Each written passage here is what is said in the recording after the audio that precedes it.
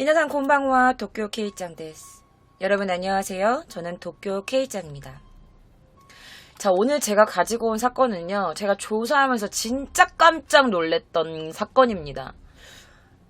무려 저희 동네에서 일어난 사건이에요. 제가 살고 있는 곳에서 채 한 10분? 15분 정도에서 일어난 살인사건입니다. 궁금하시죠? 자, 그렇다면 지금부터 기묘한 이야기 속으로 여러분들을 모시겠습니다.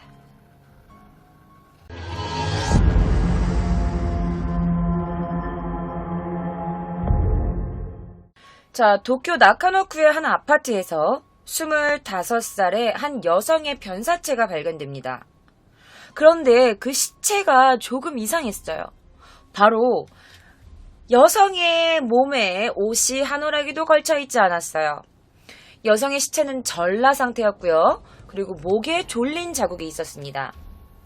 자, 26일 오후 한 10시경 도쿄도 나카노쿠 야요이초에서, 여러분, 제가 살고 있는 곳이 도쿄도 나카노쿠 야요이초거든요.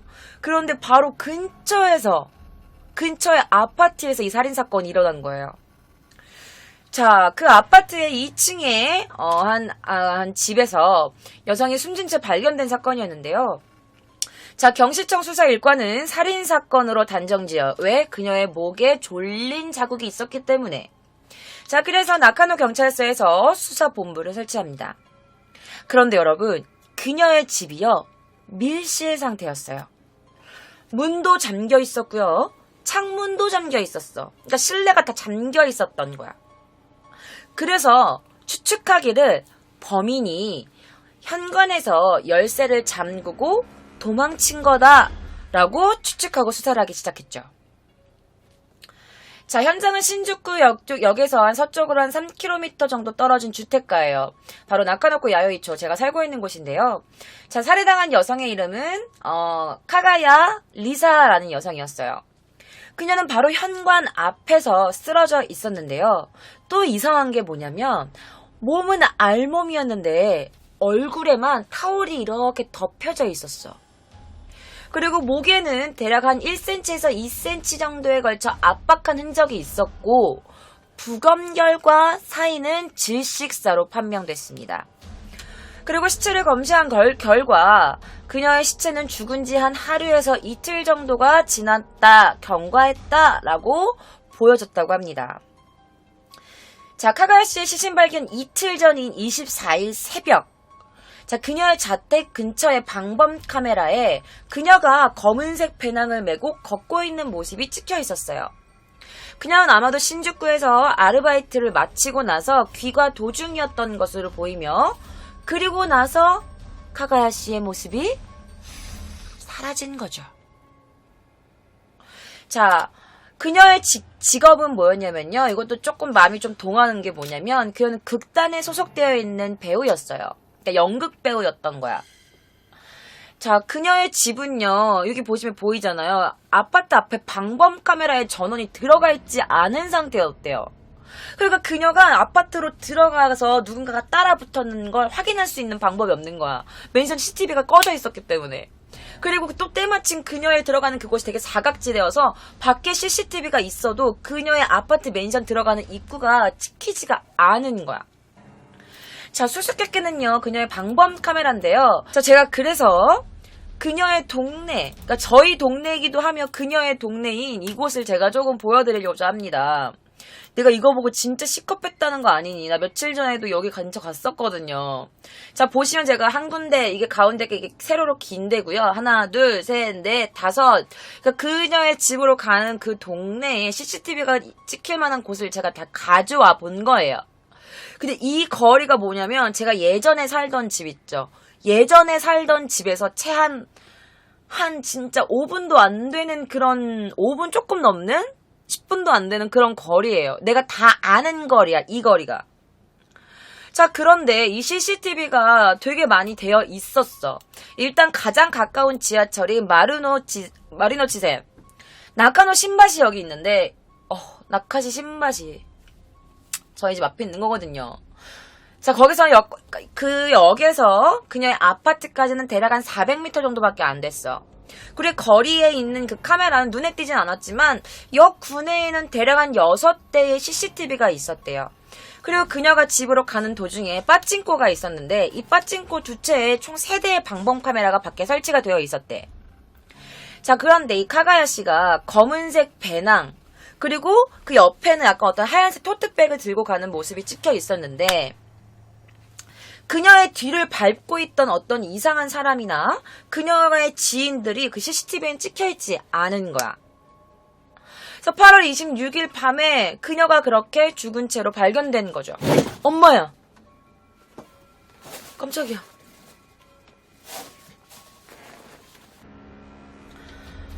자, 그래서 경찰들이 할 수 있는 건 근처에 CCTV를 확인하는 수밖에 없었어. 뭐 역부터 시작해가지고 방범 카메라 설치, 상가 주택지에 있는 CCTV들, 그리고 막 다 어떤 거리에 붙은 CCTV를 다 막 확인했어. 그리고 여러분들 저희 동네에 보면은 그 상가 주택지로 되어 있긴 한데 뭐라 그러지? 좀 메인 스트릿이 있어요. 뭐 물건도 팔고 약간 시장 같은 약간 그런 느낌의. 그래서 이렇게 보시면 그 도로가에 이렇게 상점들이 이렇게 쭉 이렇게 나라벨 뭐라 그러지? 쭉 이렇게 늘어서 그런 곳이 있는데 밤에는 물론 대부분의 가게가 좀 다 폐점을 하긴 해요. 저희가 또 주택가다 보니까 그렇게 밤늦게까지 하는 데는 많이 없거든요. 그리고 편의점도 있고 그리고 가로등도 설치가 되어 있고 그리고 골목에도 설치되어 있는 CCTV가 있기 때문에 여자 혼자 살아도 솔직히 그렇게 큰 문제가 없는 동네거든요. 자, 이 메인 스트릿이라고 부르는 상가의 중간에 그녀의 집이 있었어. 그런데 되게 또 안타까운 게 뭐냐면 이게 메인 스트릿이 쭉 있는데 중간에 좁은 골목으로 들어가자마자 그녀의 아파트가 이렇게 있는 거야. 그런데 그녀의 아파트를 골목에 들어가는 거기에는 카메라가 찍혀도 안쪽까지 찍히지 않는 게 그게 정말 안타까운 거지. 그리고 뭐 교차로 빠찡고 뭐 편의점 그 돔형 카메라나 박스형 카메라가 이렇게 설치가 되어 있었지. 자, 그리고 빠찡코에 있는 그 카메라는요, 모두 밤에도 촬영이 가능한 적외선이 탐지되어 있는 그런 카메라였대. 그래서 경찰들이 막 총 10대 정도의 방범 카메라를 확인을 했어. 그리고 사건 현장이 된 아파트 입구에서 가장 눈에 띄는 장소에 한 대의 박스형 방범 카메라가 설치되어 있었는데 그 카메라는 찍혀있지 않았어요. 그러니까 메인 스트리트 쪽에 가면은 사람들이 이렇게 지나가고 이런 게 다 이렇게 찍히거든. 그런데 유일하게 그녀의 아파트만이 사각지대에 있어서 아무것도 찍히지 않았던 거야. 자, 그래서 제가 그녀의 아파트 입구를 조금 보여드리고자 합니다. 자, 이것이 바로 그녀의 아파트 입구예요. 이것도 진짜 깜짝 놀란 게 뭐냐면 제가 뭐 밥을 먹고 나서 성기 오빠랑 밥을 먹고 이 근처에서 집에 걸어갈 때 이 근처를 지나간 적이 있거든요. 저희 동네는 골목이 진짜 많아요. 근데 여기 내가 아는 데거든요. 내가 조사하면 진짜 깜짝 놀랐어. 자, 사건 현장의 아파트 입구입니다. 바로 여기인데요. 보시면 알겠지만 입구 쪽에 카메라가 설치되어 있지 않은 거야. 자, 그래서 피해자가 여성이라는 점을 감안하면 어떤 남자가 심야에 여기서 이렇게 거의 올라오는 그런 골목길에서 가로등이 있는 메인 스트릿에서 접근하는 루트가 아닌 다른 루트로 들어올 수도 있지 않았을까 이런 생각을 든 거야. 그럼 무슨 뜻이야? 혹시 범인이 방범 카메라의 위치를 알고 있는 이 동네를 좀 잘 알고 있는 사람일 수도 있다 이렇게 추측할 수 있겠죠. 자, 그런데 자, 눈에 보이지도 않는 아파트 그 사각 카메라에 찍히지도 않는 사각 카메라래. 그 감시 카메라에 찍히지도 않는 그 사각지대 위치에 있었고, 그리고 이 남자가 만약에 카메라의 위치를 알고 몰래 이렇게 숨어 있다가 방범 카메라에 찍히지 않는 위치를 파악한 뒤 그녀가 집에 들어갔을 때 따라 들어갈 수도 있었고, 그리고 그 남자가 만약에 남자나 뭐 어떤 그 범인이 자동차 등을 사용해가지고 현장에 방문할 경우에 자동차로 다른 곳에 갔다가 카메라가 없는 골목만 돌아와서 그녀의 집으로 들어갈 수 있었을 거야. 그러면 카메라에서 그 용의자를 골라내는 게 굉장히 힘들 수도 있었던 거지. 자, 당시에 그녀가 찍혔었을 때에 그 CCTV가 있어서 제가 가지고 와봤습니다. 이거예요. 그녀가 이제 그 메인스트리트에서 찍혀 있었던 그녀의 영상입니다. 자, 보시면 그녀가 검은색 가방을 메고 있고 옆에는 약간 어떤 하얀색 토트백 같은 거를 메고 있어요. 제가 그 가방 그녀의 소지품도 좀 제가 여러분들께 보여드리고자 합니다.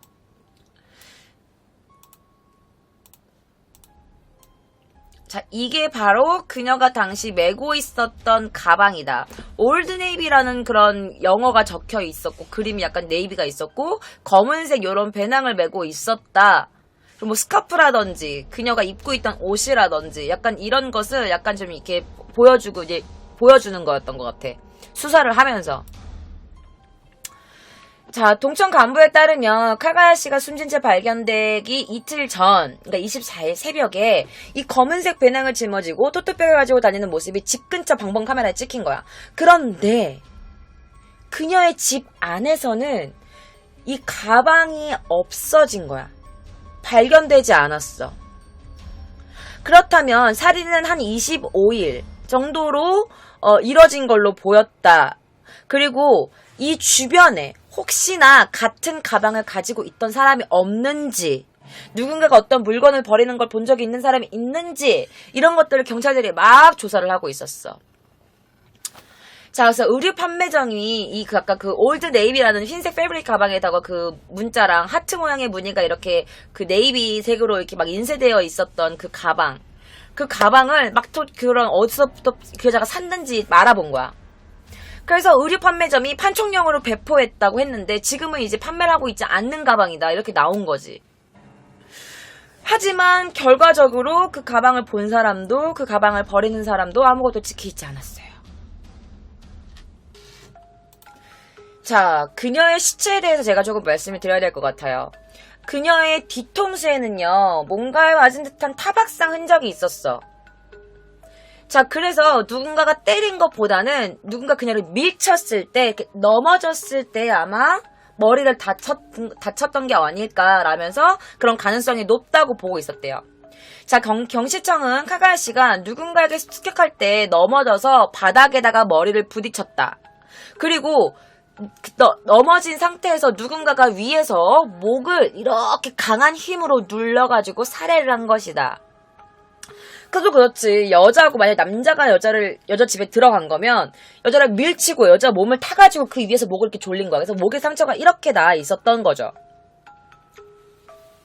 그리고 그녀의 몸 전체라기보다는 그녀의 이 목 부분에만 뭔가에 졸린 듯한 자국에 멍이 이렇게 남아 있었대요. 그래서 그 상처를 보면은 손으로 목을 조른 것보다는 어떤 끈 같은 걸로 강하게 조여진 것으로 보여졌다고 해요. 그리고 여성이 입 안에서 피를 흘리고 있었대요. 그래서 아마도 범인과 몸싸움 할 때 입 안이 터졌거나 아니면 누군가가 이렇게 살짝 때렸거나 누가 때려서 이렇게 입 안에가 이렇게 상처가 난 거지 않을까? 이제 그런 말을 한 거죠. 자, 카가야 씨는요, 현관 부근에서 몸이 그러니까 전라의 상태로 몸이 다 이렇게 죽어 있었어. 옷이 다 벗겨진 채로 쓰러져 있었어요. 그런데 이 범인이 시체를 질질질 끌고 방 안으로 데리고 갔거나 아니면 이 시체를 질질질 끌어서 현관 앞으로 갖다 놨던 그런 흔적이 없었던 거야. 그러니까 시체를 끈 흔적이 없었어. 그래서 아마도 그녀는 현관 부분에서 바로 범인에게 타격을 받고 현관에서 죽어서 그대로 저렇게 되어 있는 게 아닌가라고 추측을 했다고 해요. 자, 살해된 상황의 시간에 특정이나 이렇게 좀 특정 인물, 수상한 사람, 목격 정보가 있는지 이제 경찰들이 막 이렇게 수사를 하기 시작했습니다. 그런데 일단 여러분들 봐봐. 옷이 다 벗겨져 있었는데 얼굴에만 타월을 가렸단 말이야. 그런데 그 옷이 없어진 거야. 그녀가 무슨 옷을 입고 있었는지 아니면 그녀가 목욕을 하기 위해서 옷을 벗었는데 그때 그 범인이 들이닥친 건지 모르겠지만 그녀의 옷이 다 벗겨져 있었어. 그런데 그녀의 벗겨진 옷은 없었던 거야. 자, 그러다가 제가 한 개 더 뭔가 발견한 게 있어서 가지고 왔습니다. 바로 이 라인입니다.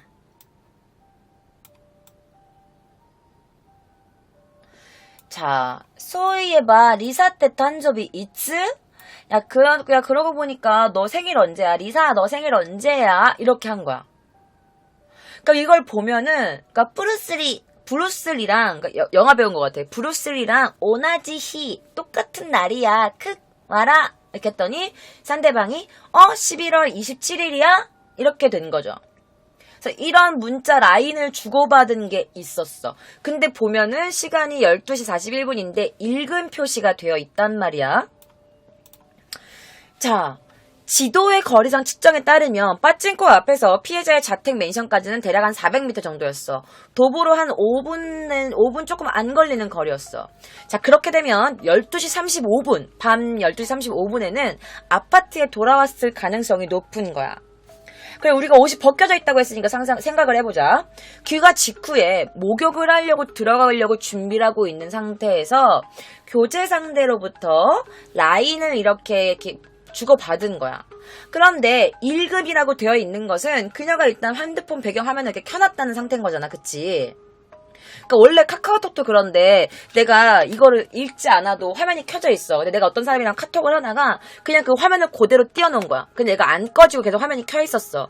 그 다음에 읽지 않았지만 화면이 켜 있으면 어떻게 돼? 읽은 표시가 되잖아. 그래서 그럴 수도 있다라고 볼 수도 있지만 자, 그녀의 살해 추정 시간이 12시 한 40분 정도였단 말이야. 그런데 만약 그녀가 살아 있었다면 읽었으면 yes 아니면 no 정도의 어떤 아니면 7월 27일이야 라고 하고 상대방한테 어떻게 알았어? 라든지 약간 이런 걸 줘야 되는데 그런 게 전혀 없었단 말이지. 여러분, 이쪽에 있는 게 그녀의 남자친구고 이게 리사, 지금 이 카야 그 피해자 분의 라인 답장한 거예요. 헷갈리실까봐.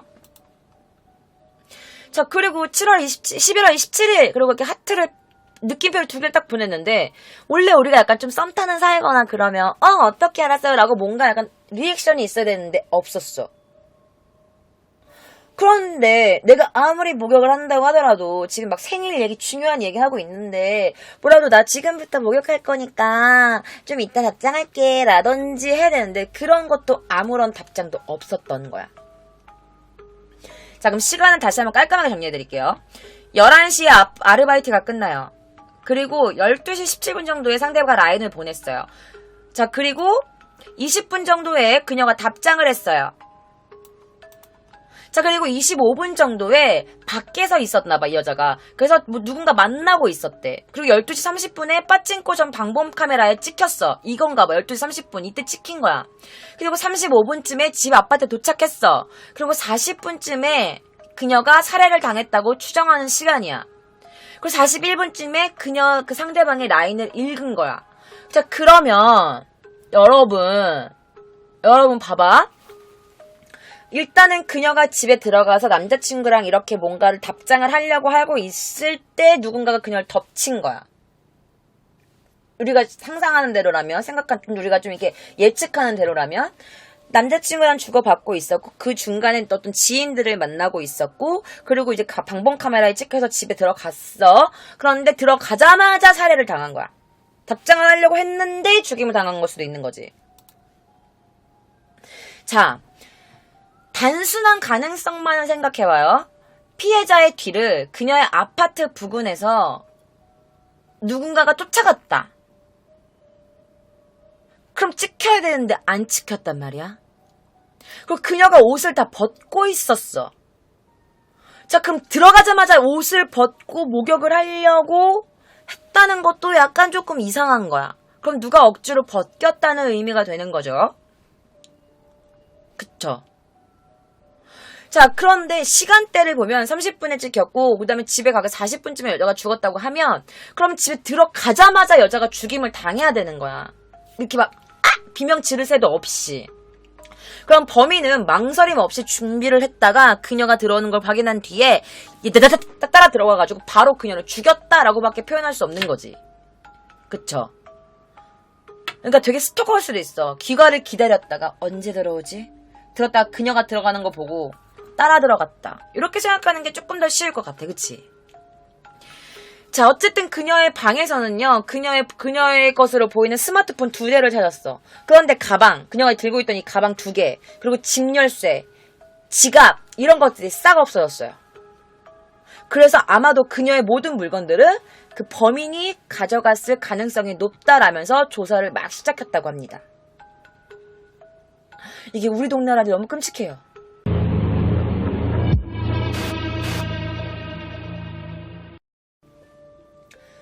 자, 피해자 그녀의 이름은요, 카가야 리사입니다. 1989년 11월 27일생이고요. 혈액형은 O형이었어요. 그녀가 태어난 곳은 미야기현이었고 그녀의 직업은 극단원이었습니다. 그러니까 극장 단원, 연극배우였던 거예요. 자, 그녀의 취미는요, 노래방에서 노래 부르기, 그리고 일본의 시 같은 건데 약간 하이쿠, 단가 이런 것들을 듣는 걸 좋아했다고 해요. 자, 그녀는 미야기현에서 태어났고 거기서 고등학교까지 지냈어요. 그리고 고등학교 시절에는 문예부에 소속되어 있었대요. 그래서 거기에서 하이쿠, 단가 이런 콩쿠르 대회에 나가서 수상을 할 정도로 약간 그런 시 짓는 거나 약간 극작 이런 거에 좀 재능이 있는 여성이었던 것 같아. 자, 근데 여기 그녀의 특징이라고 여기 한문으로 써있는 거 보면은 악어로 감자 만들기라고 되어 있어. 턱으로 감자 만들기. 내가 생각해봤는데 이거야. 이렇게 하면 막 주름 잡는 거잖아. 그래서 그녀의 특기는 턱으로 감자 만들기라고 이렇게 쓰기도 했어요. 그녀의 프로필이야. 여기 나와 있는 걸 제가 이렇게 번역을 한 거예요.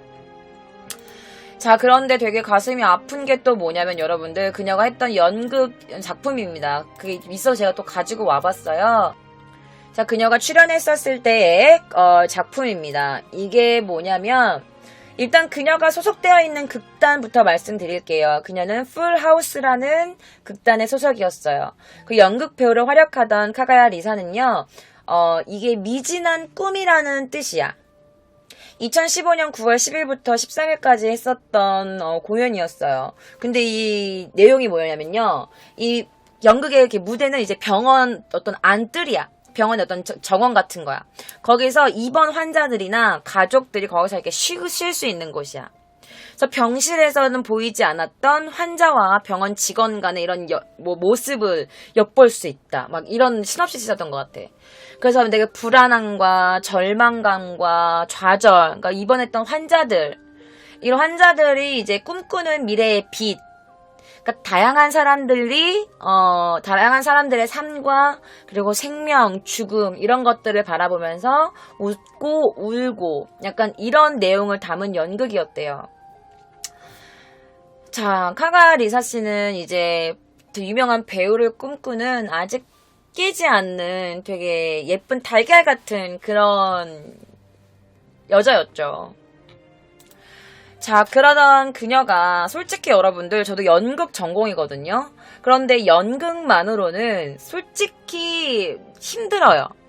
그러니까 뮤지컬 같이 유명한 배우들이나 이런 분들은 굉장히 높은 페이를 받고 공연을 하시지만 그렇지 않은 사람들 같은 경우에는, 특히 연극 같은 경우에는 되게 환경이 열악해요. 막 포스터 붙이는 것부터 시작해서 거의 자원봉사 차원으로 하는 경우가 되게 많거든요. 그 말단들은. 자, 그런 그녀도 연극만으로는 생활이 가능하지 않자 아르바이트를 했습니다. 예, 그녀가 찍힌 거는 아닌 것 같고요. 그녀를 설명하는, 그녀의 아르바이트 장소를 설명하는 어떤 사이트에서 있었던 사진이에요. 아마 그녀가 아르바이트 했던 곳의 유니폼을 보여주고 싶었던 것 같아요. 그래서 가지고 와 봤습니다.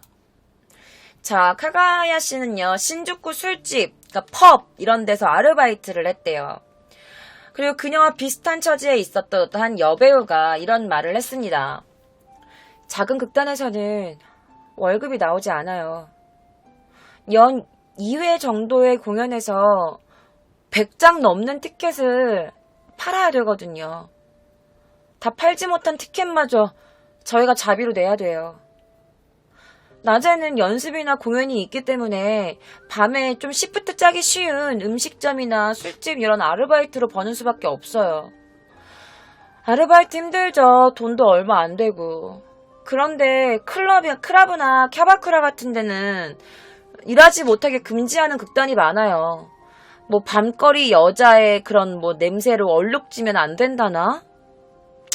그렇기 때문에 그냥 뭐 간단한 이자카야나 펍, 식당 이런 데서밖에 일할 수가 없는 거죠. 라고 했어. 그러니까 크라브나 캬바쿠라는 여자가 이렇게 드레스나 아니면 손님 옆에서 이렇게 술 딸고 이렇게 접객하는 것들을 말하는 그런 것을 하는 데를 캬바쿠라나 크라브라고 해요.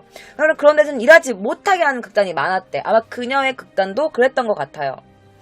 자, 카가야 씨는요, 도내에 그 모노마네 술집이래요. 모노마네가 약간 성대묘사 같은 거거든? 그런 술집이 있나봐. 그런 데서 일을 했었대. 조수로 아르바이트를 하고 있었다고 해요. 그런데 그녀가 일하는데 유니폼이 어떤 유니폼이었냐면 다리가 노출되는 짧은 데님 바지에 그러니까 핫팬츠에다가 몸의 라인이 좀 선명하게 드러나는 이런 와이셔츠, 티셔츠 이런 것을 입어야 됐던 거야.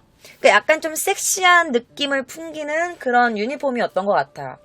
그리고 손님한테 와야 되니까 약간 좀 붙임살게 어서오세요, 반갑습니다, 이라시아이마세 뭐 이렇게 해야 되니까 남자가 일방적으로 쟤 귀여운데? 라면서 일방적으로 호의를 품어도 솔직히 이상하진 않는 거야. 자, 그럼 그녀의 평소에 약간 좀 인성은 어땠을까? 자, 그녀의 평판이 굉장히 좋았어요. 그녀와 함께 일했던 그 술집 아르바이트 동료가 이렇게 말을 했어요. 굉장히 밝고 성실하게 일하는 아이였어요.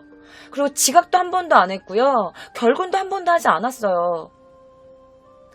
그런데 그녀가 처음으로 결석한 8월 26일 그때 처음으로 결석해서 계속 안 나왔으니까 걱정이 많이 됐죠. 자, 지각도 한 번도 안 했어. 결석도 한 번도 안 했던 그녀가 8월 26일 그녀가 살해당한 날 다음 날부터 그녀가 안 나온 거야. 그러니까 1월에가 아닌데 극단의 연습도 안 나온 거야. 그러니까 사람들이 걱정을 하기 시작한 거야. 뭐 결석도 자주 하고 뭐 지급도 자주 하면 걱정을 안 할 텐데 그런 애가 아니니까. 그런 사람이 아니었으니까.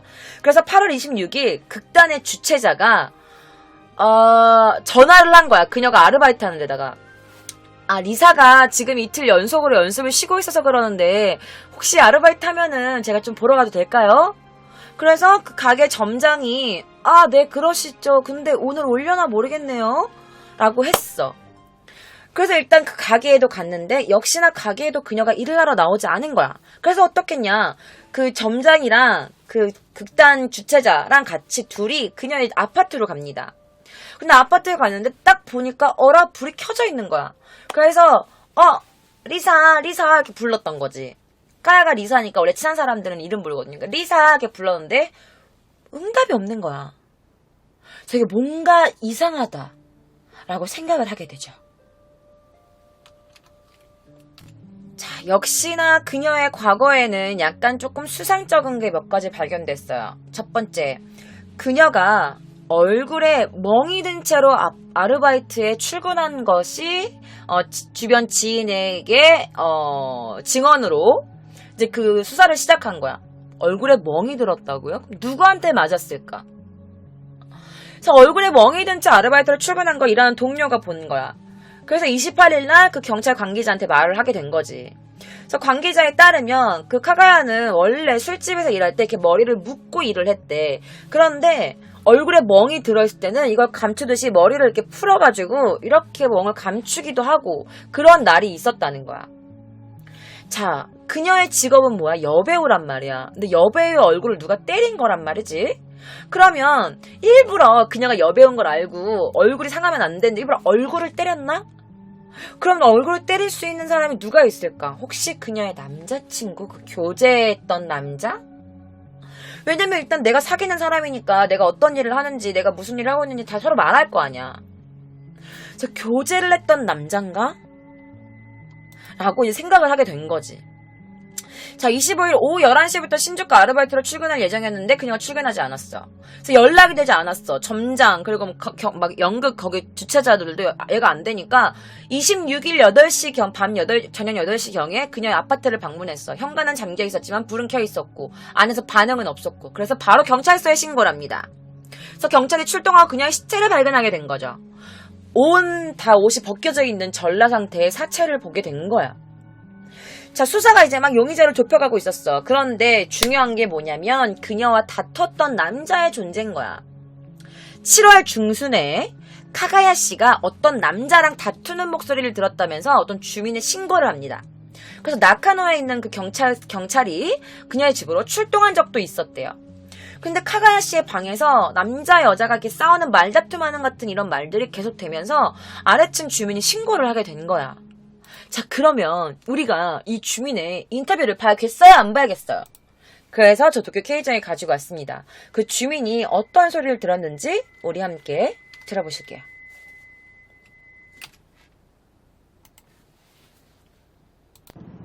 一昨日か3日前ぐらいちょっとドタバタした音とあと女の人のうめき声ですね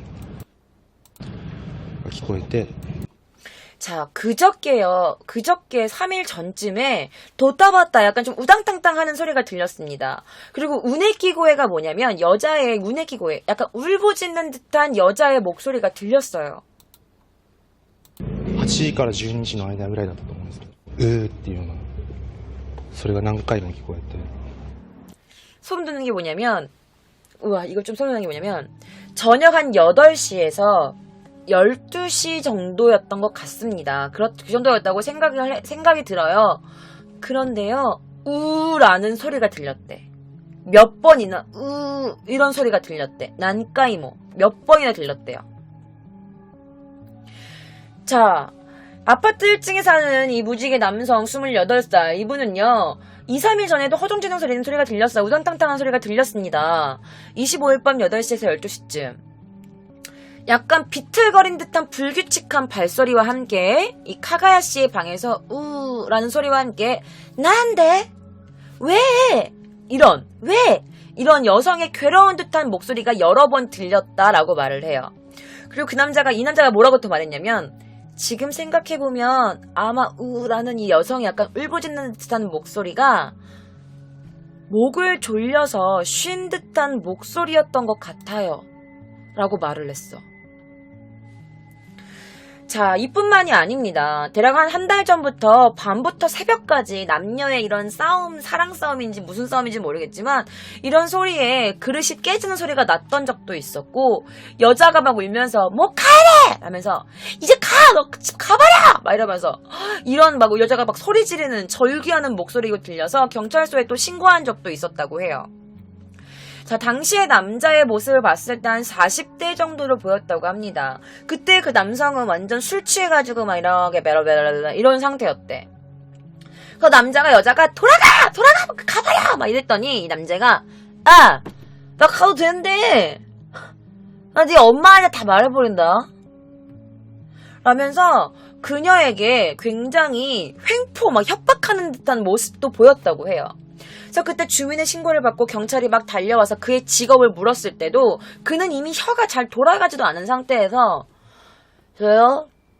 극단원인데요. 연극하는 사람입니다. 라면서 자신의 직업이 극단원, 그러니까 배우라고 말을 했다고 해요. 연극 배우라고 했다고 해요.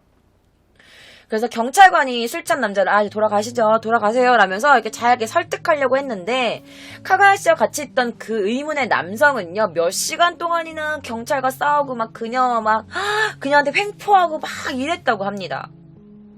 자, 그녀와 같이 아르바이트 했던 동료에 따르면 이 카가야 씨의 지인이 끈질기게 몇 번이나 집에 찾아왔대. 그래서 이웃에서 몇 번이나 경찰을 또 불렀다고도 해요. 그래서 카가야 씨가 동료한테 이렇게 말했대. 나 진짜 걔 때문에 미치겠어. 너무 나한테 집착하고 너무 집요해. 우리 집 몇 번이나 찾아온다니까? 라면서 굉장히 곤란하다고 말한 적도 있다고 해요. 그리고 어떤 한 문신을 한 남자가 카가야 씨 집에 들어가는 걸 봤다라는 사람이 나타났어. 바로 운송 관계자였는데요. 자, 그뿐만 아니라 근처에 그녀뿐만이 아니라 카가야 씨뿐만이 아니라 그 동네 그 근처에 살고 있던 한 20대 초반의 여성도 어떤 증언을 했는데 뭐였냐면 한 50대 정도로였나? 그 정도로 보였던 것 같아요. 근데 약간 좀 마른 중년의 남자가 저를 막 쫓아온 거예요. 그때 생각하면 너무 무서워요. 그 남자가 입었던 옷이요? 약간 갈색이었나? 갈색의 와이셔츠 같은 걸 입고 있었고요. 한 1년 전부터 몇 번이나 쫓아왔다니까요? 라면서 그녀와 함께 그녀와 같은 동네, 그러니까 저와도 같은 동네죠. 그럼 같은 동네에 살고 있던 여성이 이렇게 증언하기도 했다고 해요. 근데 이 증언한 20대 여성은요, 사건 후 이 그녀가 살해되고 나서도 9월 4일쯤에도 이 한 스토커 중년에게 또 쫓긴 적이 있었다고 해요. 자, 두 남자가 이 사건과 관련이 있었는지 당시에는 몰랐어. 자, 그리고 또 한 명. 카가야시의 집에서 가까운 공원에서 카가야시라고 보이는 어떤 한 여성과 어떤 남성이 말다툼하고 있는 모습을 목격한 인근 주민들이 있었어. 그때는 그녀가 죽기 한 달 전쯤인 7월 중순 한 새벽 1시 정도였대요. 자, 이렇게 말합니다. 그 목격한 주민이. 처음에는 한 남자 2, 여자 3 정도 목소리가 들렸어요. 또 한 남자가 이렇게 말하는 거예요. 했나 것도 쓰르나요? 그러니까 이상한 짓 좀 하지 마. 라고 막 이렇게 말한 다음에 그 남자는 그냥 가버리더라고. 그리고 그 뒤에 남은 남자가 카가야씨한테 너랑 마시면 항상 끝이 이렇다. 라고 그랬고, 그리고 또 여자가 갖고 있던 핸드폰을 갑자기 막 뺏으려고 그러는 거예요. 그래서 여자가, 카가야씨로 보이는 그 여자가 뭐 하는 거야? 내놔! 너 왜 그래? 라면서 핸드폰을 뺏으려고 했고요. 그 남자가 막 으르세요. 시끄럽다면서 그녀를 확 밀치는 걸 봤어요. 자, 또 다른 인근 주민은 아니, 전에 카야씨가 우는 소리를 좀 들었거든요. 그런데 야매떼, 그만 하지마 이런 말도 했다니까요. 그리고 아프다고 하지 말라고 그렇게 막 소리 지르는 것도 들었어요. 라는 어떤 주민의 증언도 있었어요. 아파 하지마 막 울면서 그녀가 울부짖는 소리, 그리고 어떤 남자가 그녀 핸드폰을 뺏으면서 그녀를 막 이렇게 괴롭혔던 거, 뭐 시끄러! 라면서 그녀를 밀쳤던 거, 이런 것들을 본 주민들이 꽤나 있었던 거야. 그리고 어떤 주민은 이렇게도 말했대. 이런 말도 들었대. 야메떼 코로사레루. 여러분, 코로사레루가 뭐냐면 누군가에게 죽임을 당하다라는 뜻이야. 그런데 이 카야가상이 하지마, 코로사레루, 나 죽이려고? 나 죽이는 거야? 막 이러면서 이런 목소리를 들었대. 그래서 그녀가 이렇게 말했대. 그 남자한테, 야, 미야기에 있는 우리 엄마 아빠도 너 알아. 너 나 죽이면 이런 식으로 협박을 했던 것 같아. 그래서 미야기에 있는 부모님도 너를 안다 라면서 막 그런 말하는 거를 들었다는 주민도 있었어. 자, 주민들의 증언은 계속됐습니다. 어떤 남자가 그녀를 막 따라갔는데 갑자기 그녀를 확 잡는 거예요. 그래서 그녀가 막 울고 있더라고. 그러니까 남자가 리사, 내 말 좀 제발 들어줘. 내 말 좀 제발 들어줘. 라면서 그녀를 막 잡는 거야. 라고 한 거야. 그러니까 이걸 일본말로 어떻게 증언했냐면 그분들이, 리사, 올해는 하나씩 키이테 쿠래요. 올해는 하나씩 키이테 쿠래요. 막 이러면서 내 말 좀 들어줘. 라면서 막 그 카야가한테 막 이렇게 호소하고 있었대. 그러니까 그녀는 싫다면서 뿌리치고 막 도망가려고 하면 그때마다 남자는 막 그녀를 쫓아가서 그녀의 팔을 막 잡았던 거야. 그 여자가 막 이따이요 하면서 아파 하지마 막 이러면서 했고, 남자는 제발 이야기 좀 하자고, 리사 제발 좀 내 말 좀 들어줘, 하나소요 오네가이다까라 키이테 꾸래요 막 이러면서 나 제발 내 말 좀 들어줘, 부탁이야 제발, 이런 걸 계속 반복하고 있었대. 그런데 이 남자의 특징이 있었는데 바로 뭐였냐? 오키나와 사투리를 했던 거야. 그러니까 오키나와는 되게 비행기 타고 가야 돼요. 도쿄에서도 되게 좀 먼 거리고 먼 데고, 오키나와의 특유의 사투리가 있거든요. 근데 그 남자애가 도쿄 사람은 아니었던 거야. 그래서 여자에서 이름을 불렀대. 그러니까 여자면 일본에 있잖아, 성하고 이름 있잖아. 우리나라에도 뭐 김 누구누구, 박 누구누구 이렇게 있잖아. 그러니까 우리도 친하면 야 누구야 이렇게 부르잖아. 그래서 일본도 마찬가지거든요. 일본은 약간 어느 정도의 선을 지키는 사이면 성을 불러요. 성을 모르고 친해지면 뒤에 이름을 불러. 근데 이 카야가 리사이는 카야가가 성이고 리사가 이름이었던 거야. 근데 이 남자가 리사라고 그녀의 이름을 불렀던 거지. 그러면 둘은 굉장히 가까운 사이라는 거지. 근데 그녀가 말했던 것 중에 가장 인상 깊었던 게 뭐냐면 코로사레짜오 다스케테 나 죽임을 당할 것 같아 도와줘 이런 목소리를 들었다는 주민의 증언이었던 거야. 자, 그러면 여러분들 생각해봐. 가장 누가 먼저 의심을 받겠어? 바로 남자친구일 거 아니야. 그래서 그 당시에 남자친구, 그녀와 교제하고 있었던 남자친구의 인터뷰를 가지고 왔습니다. 자, 그러면 지금부터 저와 함께 그녀와 교제했던 남성의 인터뷰 장면 함께 보시죠.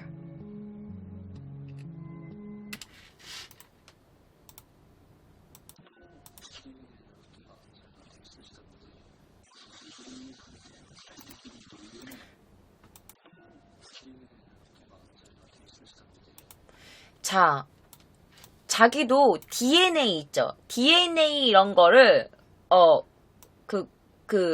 냈대요. DNA 검사 이렇게 하는 거 있잖아. 그런 걸 냈대.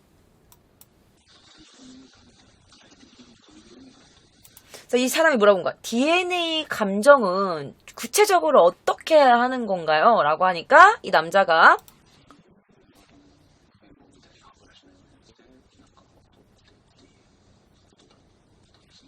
그러니까 하브러, 그러니까 칫솔이나 면봉 같은 걸로 입 안을 이렇게 한번 쓱 훑어가지고, 내는 그런 거였어요. 라고 말하는 거야.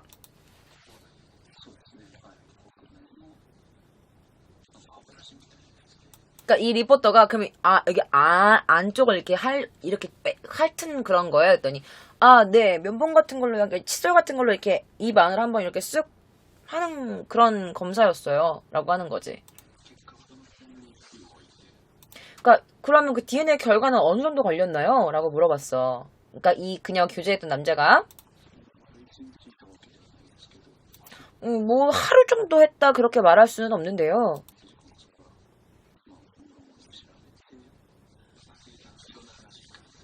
그러니까 뭐 8시간 정도 이런저런 뭐 수사를 받았습니다. 그러니까 뭐 찾아보고 수사받고 뭐 이랬던 것 같아. 여러 가지로.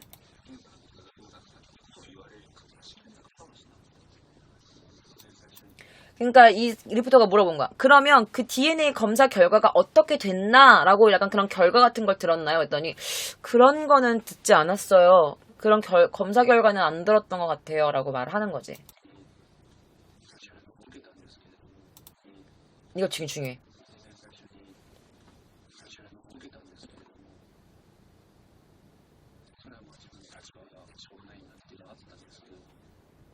그러니까 이 남자가 뭐라 그러는 거냐면 여러분. 물론 처음에 저도 수사를 받았어요. 근데 제가 제 입장인지라 뭐 수사를 받는 건 뭐 어쩔 수 없다고 생각했어요. 라고 말을 하는 거야. 그러니까 그녀와 교제했던 남성이니까 당연히 자기가 제일 처음에 자기도 수사를 받을 줄 알았다 이거지. 그 자기도 DNA 그 검사도 받았고 알 수 있는 건 다 했다는 거야. 자, 그런데 여러분 이게 지인의 범행이라고 생각했었어. 처음에는. 그런데 가면 갈수록 서로 안면이 없는 제3자일 수도 있다라는 게 나온 거야.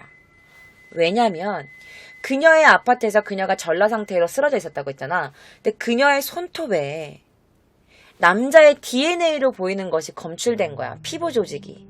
그러니까 그녀가 남자랑 막 이렇게 싸우다가 몸을 긁었겠지. 그래서 그 남자의 피부 조직이 여기 안에 있었던 거야.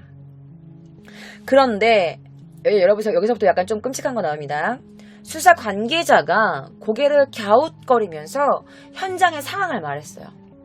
뭐라 그랬냐면 시신의 입과 상반신 가슴 유두 부분에서 범인의 것으로 보이는 침이 묻어 있었어요. 그런데 이상한 게 강간의 흔적은 없었단 말이죠. 그리고 그녀의 손톱에서 저항했을 때 붙은 것으로 보이는 범인의 피부 조직 조각이 발견되어 있습니다. 단지 지문은 남아있지 않고 시체 상반신에서 DNA형이 검출돼서 그걸 감정한 결과 성별은 남성이었습니다. 그러니까 그 경찰청 취재에서 이 카야가 씨의 시신에서 남자의 타액이 검출된 거야. 그녀의 입과 그녀의 가슴 유두 부분에만 침이. 그러니까 그런데 강간은 하지 않은 거야.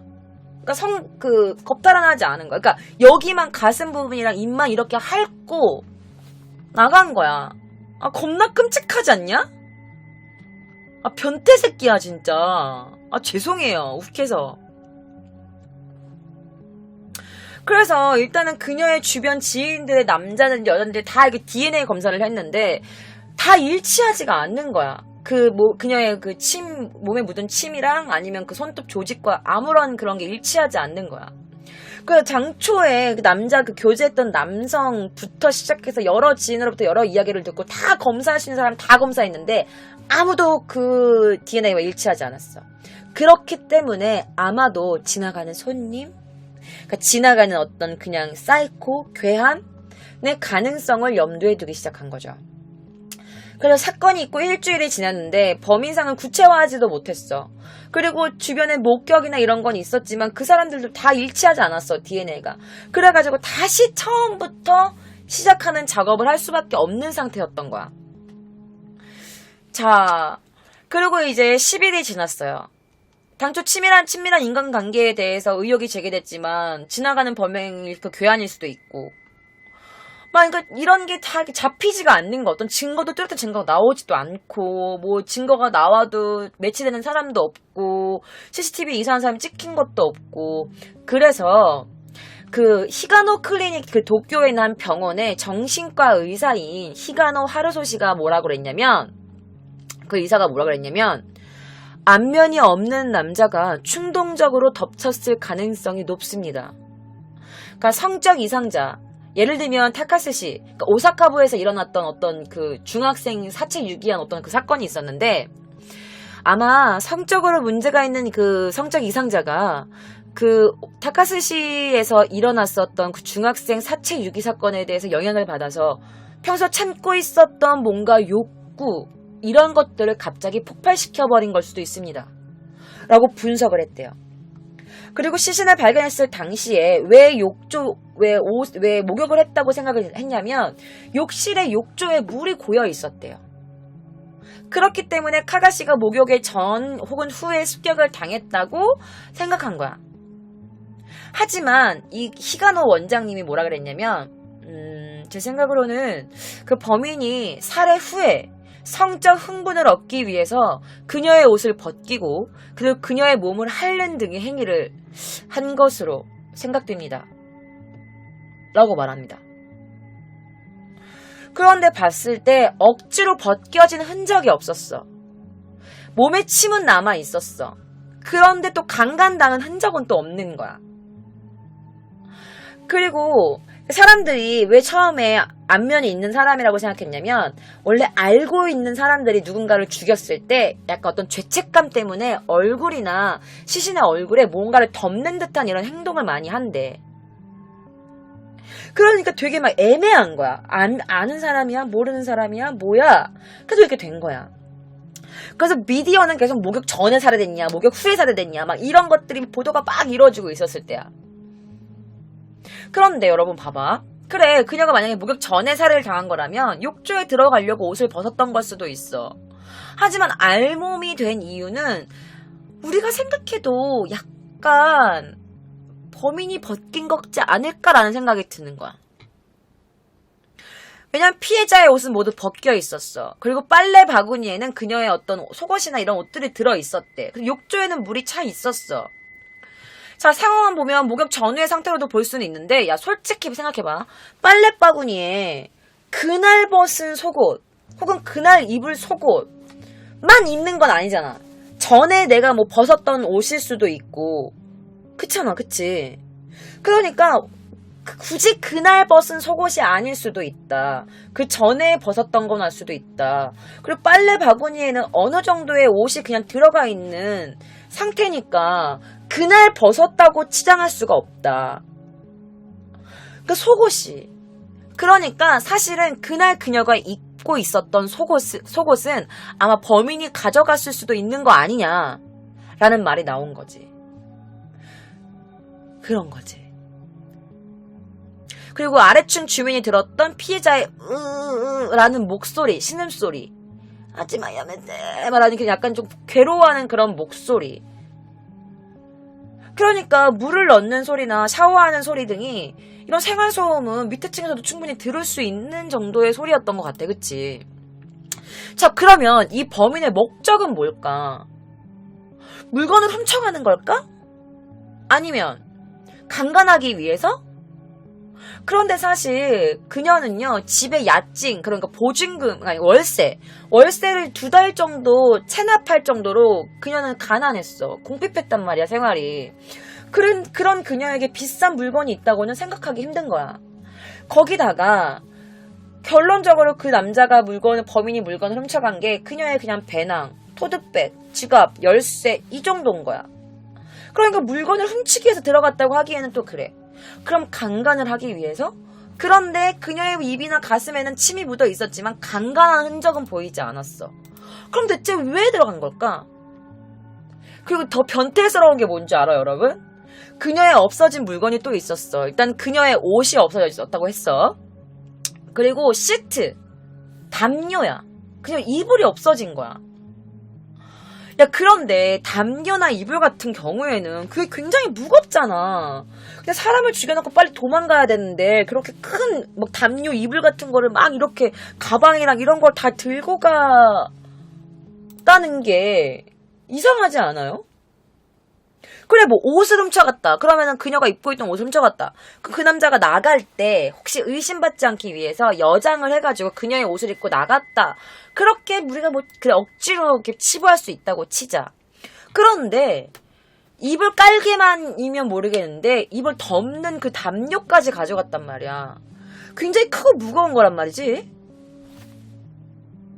자, 그러면 그래 뭐 되게 깨지기 쉬운 비싼 물건을 이렇게 돌돌돌 말아 감춰가려고 했다고 생각해 볼 수도 있지만, 야, 그녀 2달 동안 월세도 못 냈는데 그녀 집에 비싼 무슨 골동품 큰 거 깨질 것 같은 그런 게 있었겠어?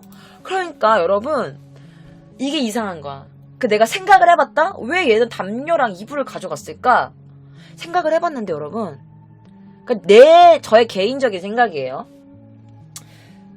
담요랑 이불 있잖아, 여러분. 뭐야? 우리가 일상생활에서 가장 우리 피부에 접촉하는 물건이잖아. 담요는 잘 때도 덮는 거고, 일 끝나고 왔을 때도 무조건 뭐 침대에 가가지고 누워있는 거. 그러니까 항상 내 피부에 접촉시키는 물건이란 말이야. 그렇기 때문에 그녀의 냄새가 가장 많이 배어있는 물건이겠지. 그래서 가져간 게 아닐까. 그녀의 향기가 가장 많이 남아있는. 그렇게 추측을 저는 한번 조심스럽게 해봅니다. 아, 너무 변태 같아요. 자, 어쨌든. 자, 침과 DNA만으로는 범인을 잡을 수가 없었어. 왜냐면 그녀의 옛 애인도, 교제했던 사람도, 그리고 그녀의 극단원도, 그리고 인근 주민분들도 모두 다 알리바이가 있었고 DNA와 단 한 명도 맞지가 않았기 때문이야. 그래서 다시 사건은 원점으로 돌아갑니다.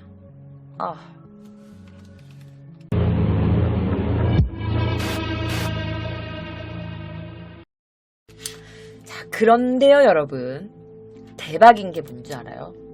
더 변태스러운 사건이 벌어집니다. 바로 카가야 리사 씨가 살해되었던 현장에서 한 대략 400m 떨어진 어떤 한 아파트에서 그 에어컨 리모컨이 없어지는 사건이 일어나요. 자, 그런데 여러분, 사건이 일어나기 2주 전 카야 씨의 자택 근처의 아파트에서도 에어컨 리모컨이 도난당하는 사건이 있었어. 그리고 실제로 이 카가야 씨의 집에서도 리모컨이 없어졌어요. 에어컨 리모컨이. 자, 그래서 인근 주민의 인터뷰를 제가 한번 가지고 와봤습니다. 에어컨 리모컨, 대체 무슨 일일까요?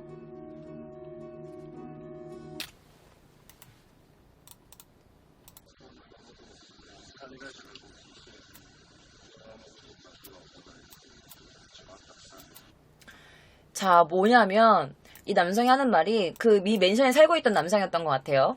이 남자가 그 리모컨을 누가 훔쳐갔다는 말, 저도 관리사무소에서 좀 들었던 것 같아요. 그런데 도어 그 문 손잡이라든지, 그리고 문을 누가 이렇게 이랬던 게 사실 저희 집에서도 있었거든요. 라고 말하는 거야. 자, 이 에어컨 리모컨. 자, 이 에어컨 리모컨이 여러분들 없어진 거야. 아니, 왜 에어컨 리모컨을 가져간 걸까? 왜? 이거 이상하지? 자, 누군가가 실내에서 침입을 했다는 뜻이야, 그 집으로. 일단, 그치. 그리고 굉장히 상식을 벗어난 행동. 그리고 모두 리모컨을 가져간 집에는요, 여성 혼자 독신 생활을 하고 있던 집이었대요. 그런데, 좀 소름 끼치는데, 어떤 한 여성의 집에 현관문 안쪽에, 바깥쪽 아니고요, 현관문 안쪽에 이런 글이 써 있었대. 헤야오 카타즈케로 겐메치스다. 이게 무슨 뜻이냐면, 방 좀 정리해. 환멸을 느꼈다. 그러면서 뒤에 무슨 말이 적혀 있었냐면, 널 성폭행하고 싶었어.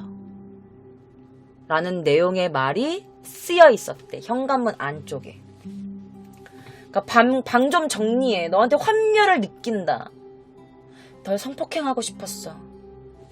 라는 내용이 현관문 안쪽에 쓰여 있었던 거야. 개소름. 그쵸? 와, 미쳤네. 변태 맞네. 맞지? 같은 지역에서 자취하고 있는 여성도 리모컨이 없어지고 현관문 안쪽에 그런 글이 쓰여 있었고, 어떤 여성은 그냥 리모컨만 없어지고, 이런 복수의, 그러니까 되게 여러 많은 사람들의 그런 리모컨이 없어지는 공통점, 에어컨 리모컨이 없어지는 공통점. 그래서 경시청은 그 괴한의 조사를 추진하는 카가야시 살인사건과 이 사건이 관련이 있는 건지, 왜냐면 카가야시 집에서도 리모컨이 없어졌으니까. 그래서 이런 것들을 수사하고 있었다고 합니다. 그래서 일본에서 범죄 심리학자가 이런 말을 했어요. 기가 막힌 심리학, 이 사람 진짜 되게 유명한 심리학자 분이신데, 예전 제 기묘한 이야기를 이분이 한번 나오셨던 적이 있을 거예요. 이게 뭐라고 써있냐면, 이 세 가지 패턴으로 나눈 거야. 첫 번째, 단순히 장소가 맞아떨어져서 이렇게 우발적으로 일어난 사건일 수도 있다는 거야. 그리고 그 물건을 가져간 건 지문이 묻어있거나 그러면 증거인멸을 위해서 가져갔을 수도 있다라는 거고, 이 두 번째는 뭐냐면 그 상대방이 성벽이나 약간 취미에 의한 활동인 거야. 그러니까 이런 거야. 리모컨이 없어졌으면, 에어컨 리모컨이 없으면 어떡해. 그때 여름이었단 말이야. 7, 8월. 일본 개덥거든요. 그때 에어컨 리모컨이 없어졌으니까 막 곤란해하겠지. 그럼 그 곤란해하는 모습을 얘가 막 이렇게 상상하는 거야. 이런 걸 상상하면서 즐기는 남자일 수도 있다라고 된 거야. 자, 그리고 세 번째. 이거는 뭐냐면 치밀하고 계획적인 행동이라는 거지. 봐봐. 에어컨 리모컨이 없어졌어. 여름이었어. 더워. 그럼 어떡해? 두 번째, 창문을 열겠죠. 창문을 열면 어떻게 돼? 세 번째, 침입 경로가 생기는 거야. 오케이? 그러니까 이렇게 해서 리모컨을 가져간 걸 수도 있다. 그냥 기분파, 증거인멸을 위해서 가져갔고, 아니면 그거를 성적으로 약간 병이 있는 애인 거야. 그 에어컨 리모컨이 없어졌을 때 그 사람이 약간 약간 곤란해하는 모습을 상상하면서 즐기는 거. 그리고 세 번째가 치밀한 계획. 리모컨이 없어졌다. 에어컨을 못 틀어. 더워. 창문을 열어. 창문을 열면 어떻게 내가 들어갈 수 있어. 이런 식으로 계획을 짰을 수도 있다. 이런 거지. 자, 증거인멸. 자, 보통 생각하면, 자, 카가야시 사건이라면 리모컨을 조작할 때, 왜냐면 그녀랑 막 싸우다가 더워서 그 범인이 에어컨 리모컨을, 제 거 리모컨을 좀 써볼게요. 이게 제 에어컨 리모컨이거든요? 그럼 에어컨 리모컨을 이렇게 킨 거야. 너무 더워가지고. 그녀랑 싸우다 보니까. 그러면 어떡해? 내 지문이 묻잖아. 그 지문이 묻어버려서 가져갔다. 은닉했다라고 생각을 했는데, 신경 쓰이는 것이 뭐냐면, 사건 2주 전에 8월 12일 날, 그 사건 현장에서 400m 떨어진 집에서도 리모컨만 도난당하는 사건이 일어난 거지. 이상한 거지. 그 처음에 그 카가야시 집에서만 리모컨이 없어졌으면 범인이 자기 지문 때문에 가져갔다라고 생각했을 텐데, 불과 근처 동네에서 리모컨이 없어지는 사건들이 생기니까, 아니, 또 소름 끼치지 않냐? 리모컨만 가져갔다는 게? 그 현관문 안쪽에다가 방송 청소해라, 환멸한다, 널 성폭행하고 싶었어, 막 이런 그 썼다는 게 미친 새끼인 거지. 세상에 진짜 왜 이렇게 도라이가 많을까요? 그러니까 완전 또 우리 동네라고 생각해봐 여러분. 나 이거 진짜 이거 우리 동네예요. 내가 지금 이거 말하는 이거 있죠 동네. 이거 우리 지금 현재 집에서 한 10분 15분 걸리는 거리에 일어난 사건입니다 여러분. 혹시 지금 들어오신 분들도 있으니까 모르실까 말씀드리는 거예요. 우리도 여자만 사는데 무섭네요.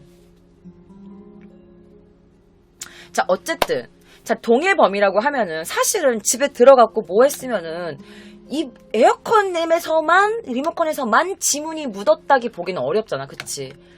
그러니까 이 사람들이 생각을 한 거야. 혹시 이 리모컨이 그 범행을 저지르고 나서 그만의 전리품이 아닐까. 추억하고 그때 그 상황을 상상하고 아무도 없는 그녀의 냄새가 가득한 방에 들어가서 에어컨을 가져갔어. 그녀가 덥겠지? 더우면 옷을 벗겠지? 참지 못하면 창문을 열겠지? 그녀가 곤란해하겠지? 이러면서 그 리모컨을 보면서 뭔가를 상상할 수도 있지 않을까? 이런 거지. 자, 그리고 봐봐. 자, 그 카가야시 집의 근처에서 리모컨을 분실당하고 현관문에다가 너를 환멸해. 널 성폭행하고 싶었어. 라는 글을 쓴 그 피해자 여성. 자, 그녀가 원래 이 남자가 이 범인이 동일범이라고 했으면 원래 그녀의 집에서 그녀에게 범행을 시도하려고 했었는데 그녀의 방이 너무 더러운 거야. 그래서 그녀에게 갖고 있었던 이런 이미지가 깨져버리면서 환멸이라는 단어를 쓴 거지. 그런데 만약에 그녀의 집이 깨끗했다면 아마 피해자는 그녀가 되지 않았을까라는 생각이 드는 거야. 그러면서 이 남자는 사실은 소심해 보이지만 그렇지 않아. 나를 과시하고 싶은 거야. 내가 네 방에 왔다 갔다. 날 잡을 수 있을 것 같아. 난 널 지켜보고 있어. 약간 이런 자신을 과시하는 그런 글을 써놓은 거지. 메시지를 남긴 거야. 그리고 나서 이 리모컨을 가지고 오는 거지. 전리품으로. 그리고 또 그녀가 왜 또 피해자가 되지 않았냐면 사실 그녀가 그 현관문에 글 써여 있었던 그 피해자 여성이 사실 그때 여행 중이었대요. 다행히도. 여행 중이었기 때문에 이 남자가 범죄를 저지르려고 했으나 어떻게 운이 좋아서 살해되지 않았다는 가능성도 사실 있는 거야. 자, 그러면 카가야시의 집에 들어가서 그녀를 살해한 이유는 그녀의 집이 깨끗했고 지저분하지 않았기 때문에 그녀를 죽인 걸까? 그리고 그녀의 몸을 핥아대고 나간 걸까? 아니면 그녀 깨끗하게 목욕을 하고 나왔을 때를 노려가지고 그녀의 집에 들어간 걸까? 아니면 그녀의 집에 이미 들어가서 그녀가 목욕하고 있는 걸 보고 있었을까? 그래서 어떤 사람들은 이런 추측도 했어요. 뭐냐? 바로 범인이 발기부전일 수도 있다라는 생각을 한 거야. 그녀의 입술과 그녀의 가슴, 유두 부분에서 남자의 침이 나왔어. 그럼 그 남자가 혀로 얼굴이랑 이런 가슴을 핥은 거야. 그런데 강간을 하지 않았어. 근데 상식적으로 이해가 돼요, 여러분? 그러니까 성행위 경험이 부족한 사람 혹은 발기부전인 사람 이런 거지. 그리고 더 쉽게 풀면은 여성과의 관계가 약간 좀 별로 희박했던 사람. 이성적인 관계가 별로 없었던 사람. 그래서 여성을 잘 몰라. 그래서 여성이 굉장히 깨끗할 거고 항상 좋은 냄새만 날 거고 약간 자기만의 약간 여성을 생각하는 그런 약간 그런 판타지가 있는 사람. 그러니까 그 여행 갔던 그 피해자가 될 뻔했던 그녀의 집에 방 청소 좀 해라. 환멸을 느꼈다라는 단어를 쓴 거지. 자기가 생각했던 여성의 이미지가 아니니까. 그래서 약간 성적으로 문제가 있는 그런 남자일 수도 있다라는 추측을 한 거죠.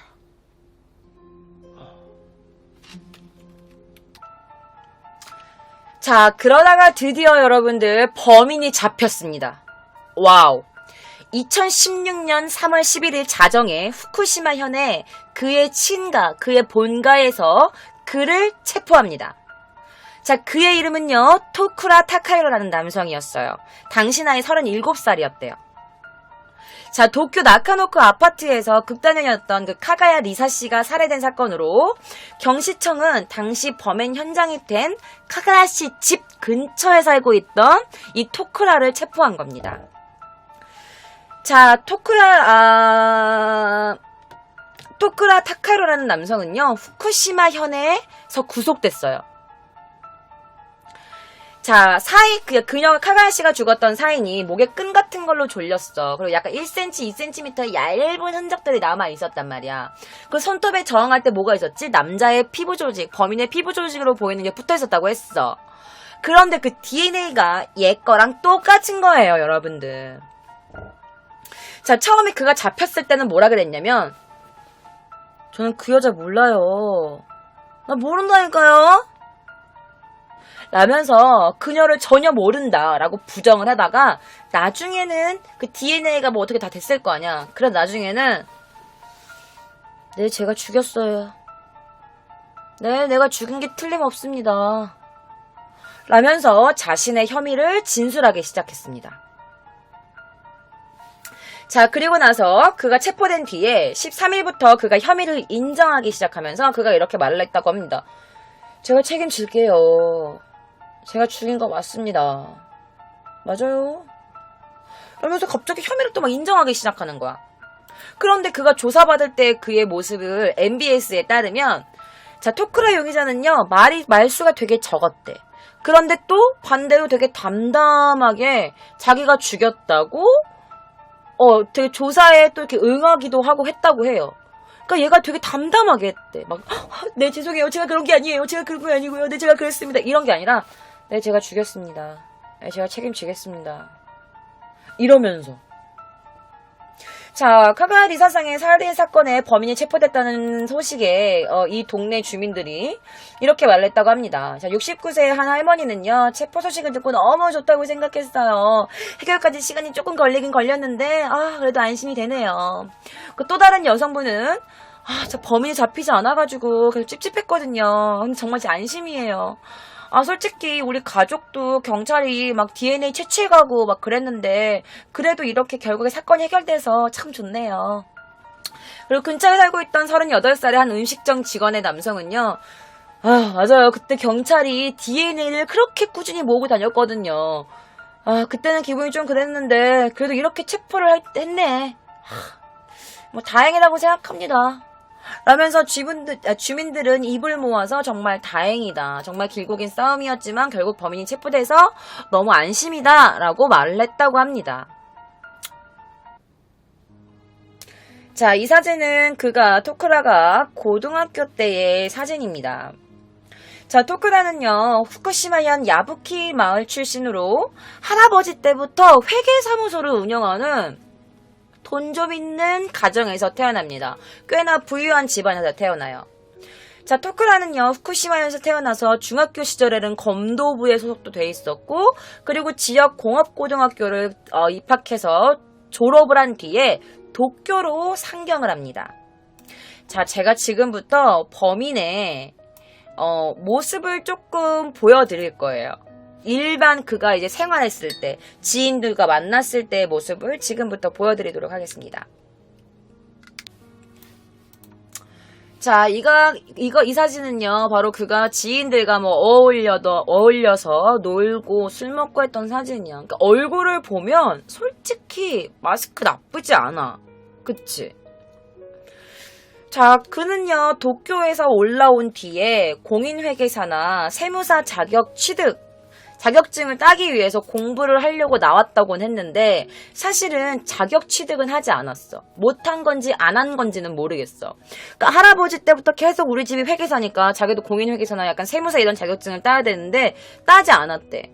그리고 그냥 아르바이트 등을 전전했대. 그리고 대학에 진학하고 있었는지 전문학교에 갔는지는 불분명하다고 합니다. 자, 범행 당시 이미 그의 나이가 30대 중반이었어. 37살에 체포가 됐으니까 중후반 때였지.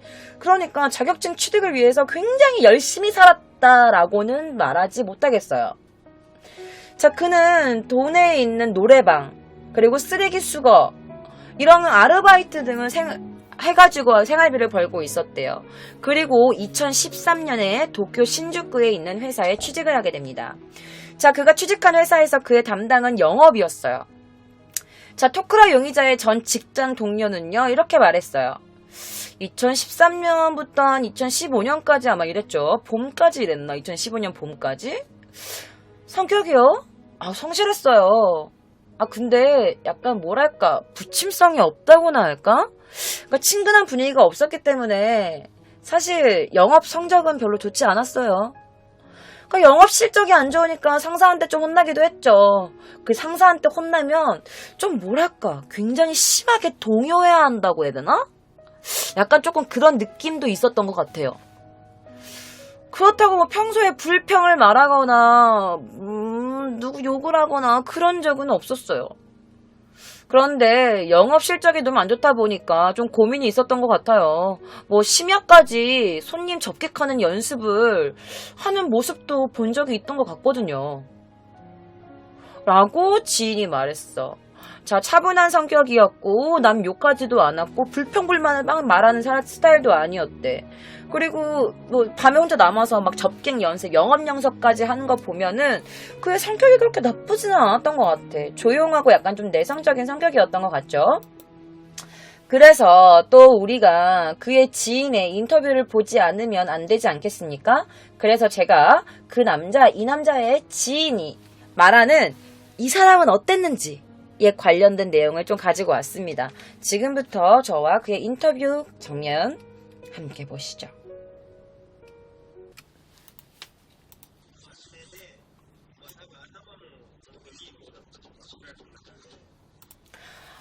굉장히 성실했고요. 그리고 아마 머리도 굉장히 좋았던 것 같아요.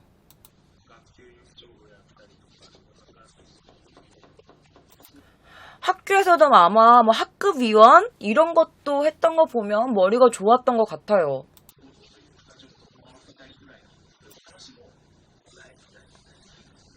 그러니까 뭐라고 했냐면 리포터가 혹시 약간 좀 곤란하게 하거나 약간 좀 그런 일이 있었나요? 이 토크라상에 했더니 나이 데스 나이 데스 이래. 없었어요. 나를 곤란하게 하거나 무슨 곤란한 일을 저지르거나 그런 적이 한 번도 없었대. 근데 이 사람이 나이 데스 이렇게 하는 거 봐. 다시 한번 들어볼게요. 없었어요. 그런 곤란하게 한 적 없었대.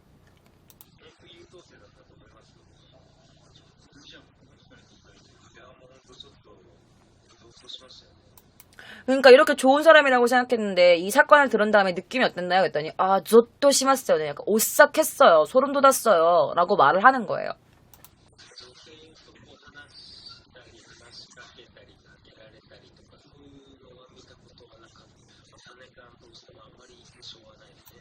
그러니까 이 사람이 뭐라 그랬냐면 여자한테 말을 걸거나 여자와 말을 하거나 이런 장면들을 3년 동안 한 번도 못 봤대. 이 남자가 하는 게. 이 토쿠라가 어떤 여자랑 말을 하거나 여자한테 말을 좀 걸거나 이런 모습을 3년 동안 한 번도 보지 못했다는 거야.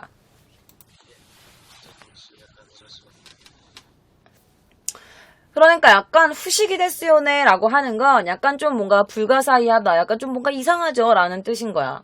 그러니까 일할 때 굉장히 성실했고 그 다음에 머리도 똑똑했던 것 같았고 학교 다닐 때 위원장 뭐 학급위원 이런 것도 한 거 보니까 머리가 틀림없이 좋았을 거다라고 하고 곤란하게 한 적이 있거나 곤란한 일을 뭐 저지른 적이 있냐고 물어봤더니 없어요 이렇게 말을 하고 3년 동안 같이 일했지만 어떤 여자한테 말을 건다든지 여자랑 대화를 한다든지 약간 그런 장면을 한 번도 보지 못했대. 그러니까 모든 걸 봤을 때 약간 조금 의아한 거야. 그러니까 이런 사건이 딱 터졌다고 하니까 여자를 전라로 벗겨놓고 여기 가슴 핥고 입 핥고 막 그렇다고 하니까 그래서 그게 이상한 거라는 거지. 이렇게 착한 사람이, 이렇게 얌전하고 성실한 사람이. 자, 그러면 성실하다. 성실하면 어떤가? 자, 영업 성적 자체는 그렇게 좋지가 않았어. 자, 그리고 지인의 말에 따르면 그의 취미는요, 빠찡꼬였대요. 빠찡꼬. 그 동루 그렇게 뭐 알 같은 거 떨어지는 거 돌리는 거, 빠찡꼬. 그리고 그가 중학교 때부터 검도를 했기 때문에, 그가 오랜 시간 동안 검도를 하고 있었다고 말하는 걸 들은 적이 있다라고 말을 했어. 자, 그리고 봄쯤이 되고, 갑자기 그가, 저요, 오랫동안 사귀고 있던 여자친구가 있는데요. 걔랑 결혼하게 됐어요. 그래서 일을 그만둬야 될 것 같습니다. 라면서 말을 했다는 거야. 오랫동안 사귀고 있었던 그의 연하의 여자친구와 결혼하기 때문에 일을 그만둔다라고 말을 했대. 그래서 토쿠라 용의자가 아니 결혼하는데 일을 왜 그만둬? 라고 했더니 그가 말하기를 사실 여자친구 아버지가 음식점을 하고 계시거든요. 그래서 아마 제가 그쪽 일을 좀 도울 것 같아요. 라고 말을 했대. 뿐만 아니라 그리고 여자친구가 하치오지에 아파트가 있어가지고 거기에 살게 될 것 같습니다. 라면서 굉장히 기쁜 듯이 얘기를 했다고 해요. 자, 토쿠라 용의자는요, 연하와 결혼한다고 일할 그만둔 것이 아마 살인을 해서 이 남자가 도망가기 위해서 그만둔 게 아닌가라는 의심을 조금 해보게 되네요. 자, 그러면 같이 일했던 지인 말고 아무래도 그와 친구였던 동창생 말을 들어야지 좀 알지 않겠어? 그런데 사건이 일어나기 전에 동창생과 만난 적이 있대요. 그때 동창생에게 그가 어떤 말을 했다고 하는데요. 그 말이 어떤 말일지 지금부터 저와 함께 들어보시도록 하겠습니다. 普通の真面目な人間っていう感じですかね。 그냥 보통의 인간 같은 느낌이라고 말할 수 있는데요. 友達になんかいい仕事があったら紹介してくれないか。冗談半分本当に紹介してほしいっていうのもあり。 그 친구한테 이렇게 말했대. 뭐라고 말했냐면, 야, 좋은 일 좀 있으면 소개 좀 시켜줘라. 라고 말을 했대. 도모다 친구한테. 그런데 그 말이 약간 말투가 농담 반? 진짜 일을 좀 소개시켰으면 좋겠다라고 하는 거 반. 요런 느낌으로 말을 했대. 그럼 뭐랄라? 이상하다. 연하 자기 여자친구랑 결혼을 해가지고 핫지오지에 있는 그녀의 아파트에서 같이 살 거고, 그리고 그녀의 여자친구 아버지가 일하는 그 식당에서 일을 도와주기로 했다면서 왜 친구한테는 좋은 일이 있으면 좀 소개 좀 시켜달라고 왜 부탁을 한 걸까? 이상하죠. 자, 그가 이상한 행동을 한 건 이뿐만이 아니었어요. 자, 결혼을 계기로 직장을 그만둔 것이 사실이 아니고 아마도 그가 그냥 그 직장에는 자기 체면을 유지하려고, 의심받지 않으려고 라고 거짓말하고 나온 건데, 그런데 그 회사를 퇴직하면서 또 뭔가 그의 이상한 행동이 밝혀집니다. 뭐였냐면 지금부터 함께 보실게요.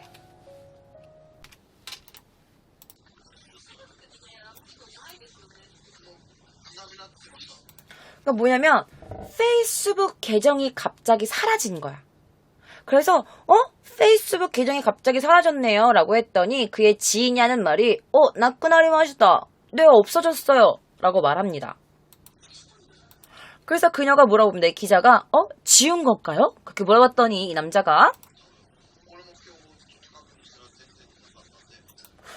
아마도 저도 오늘 한번 확인해 봤거든요. 그런데 없었어요. 완전.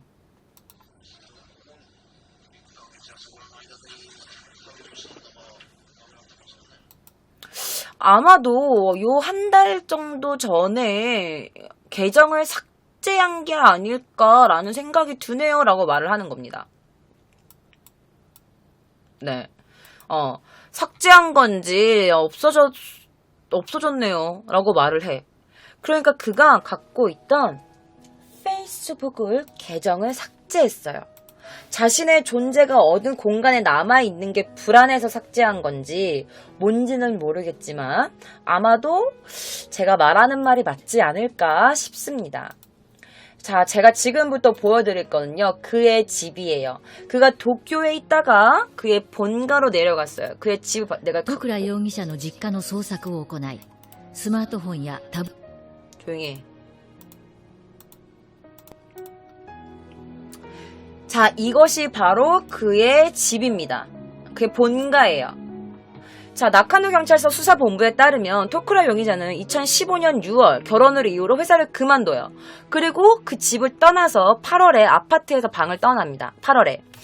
그리고 사실은 6월에 이사를 한다라고 되어 있었는데 여기서 또 변태 같은 게 뭐냐면, 내가 변태라고 생각드는 게 잘다 모든 게 변태라고 생각이 드는 것도 없지 않아 있지만, 사실 그가 여러분 도쿄에 있는 집에 9월달까지 야증을 다 낸 거야. 월세를 이미 9월달 것까지 낸 거야. 6월달에 결혼을 해서 나 갈 거다라고 해놓고 9월달까지 야증을 내놓은 거야. 그리고 8월에 이 본가로 내려와요. 자, 사건 발각 직후 8월 말부터 후쿠시마의 야부키정에 친가로 돌아옵니다. 그 동네에 있던 자영업자 남성, 그 57세의 자영업자 남성은요, 말투가 굉장히 온화하고 상냥한 듯한 인상이었어요. 라면서 그의 인상을 말했다고 합니다. 자, 한편 별로 외철한 적은 없었던 것 같다면서 친정 근처에 사는 46살의 한 여성이 그런데요, 가끔 검은색 밴을 운전하고 있는 것을 몇 번 정도 본 적이 있는 것 같네요. 라고 말을 했어. 자, 그러면은 그가 언제 오는 걸까? 그의 동네에 살고 있는 어떤 아저씨의 인터뷰를 제가 또 한번 가지고 와봤거든요. 언제쯤 왔는지 그 아저씨의 인터뷰 저와 함께 보시죠. 頃帰ってきました？昨年あたりっては噂は聞いてますけどね。 그러니까 언제 도착했나요? 라고 물어봤어. 그가 언제쯤 집에 왔나요? 라고 물어봤더니 이 아저씨가 하는 말이 작년쯤인가 뭐 돌아왔다는 그런 소문은 좀 들은 것 같아요. 라고 말을 합니다. 자, 그럼 여러분들이 궁금해하실 거예요. 아니, 그렇게 지인들 DNA를 다 불러봤다고 했는데 이 남자가 어떻게 잡히게 된 거예요? 왜 이 남자가 수사선상에 오르게 된 거죠? 제가 지금부터 그 이야기 해드릴 거예요.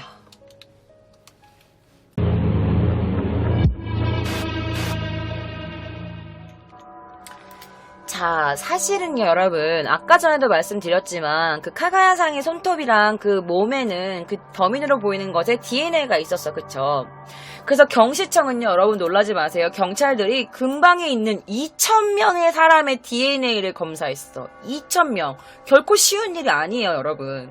그런데 2,000명을 조사를 한 결과, 그러니까 좀 처음에 한 1,500명, 1,000명에서 조사를 했는데 나중에 2,000명까지 된 거야. 그 지인들을 조사하고 동네에 살고 있는 사람 조사를 하다가 이걸 범위를 좀 더 넓혀보자 라고 해서 2,000명까지 가게 된 거야. 이주를 대상을 넓힌 게 뭐였냐면, 자, 갑자기 사건이 일어나고 나서 이사를 간 사람이 있다든지 아니면 현장 직후, 사건 직후에 행방을 갑자기 알 수 없게 된 사람들, 이런 사람들이 수사선상에 올라가게 된 거야. 그러니까 모두 용의자가 된 거는 아니었어. 그런데 수사 과정에서 이 토쿠라 용의자가 사건 직후에 이사를 가게 된 것을 알게 돼서 경찰들이 가가지고 죄송한데 DNA 좀 주세요 라고 부탁을 해서 DNA를 착출한 거지.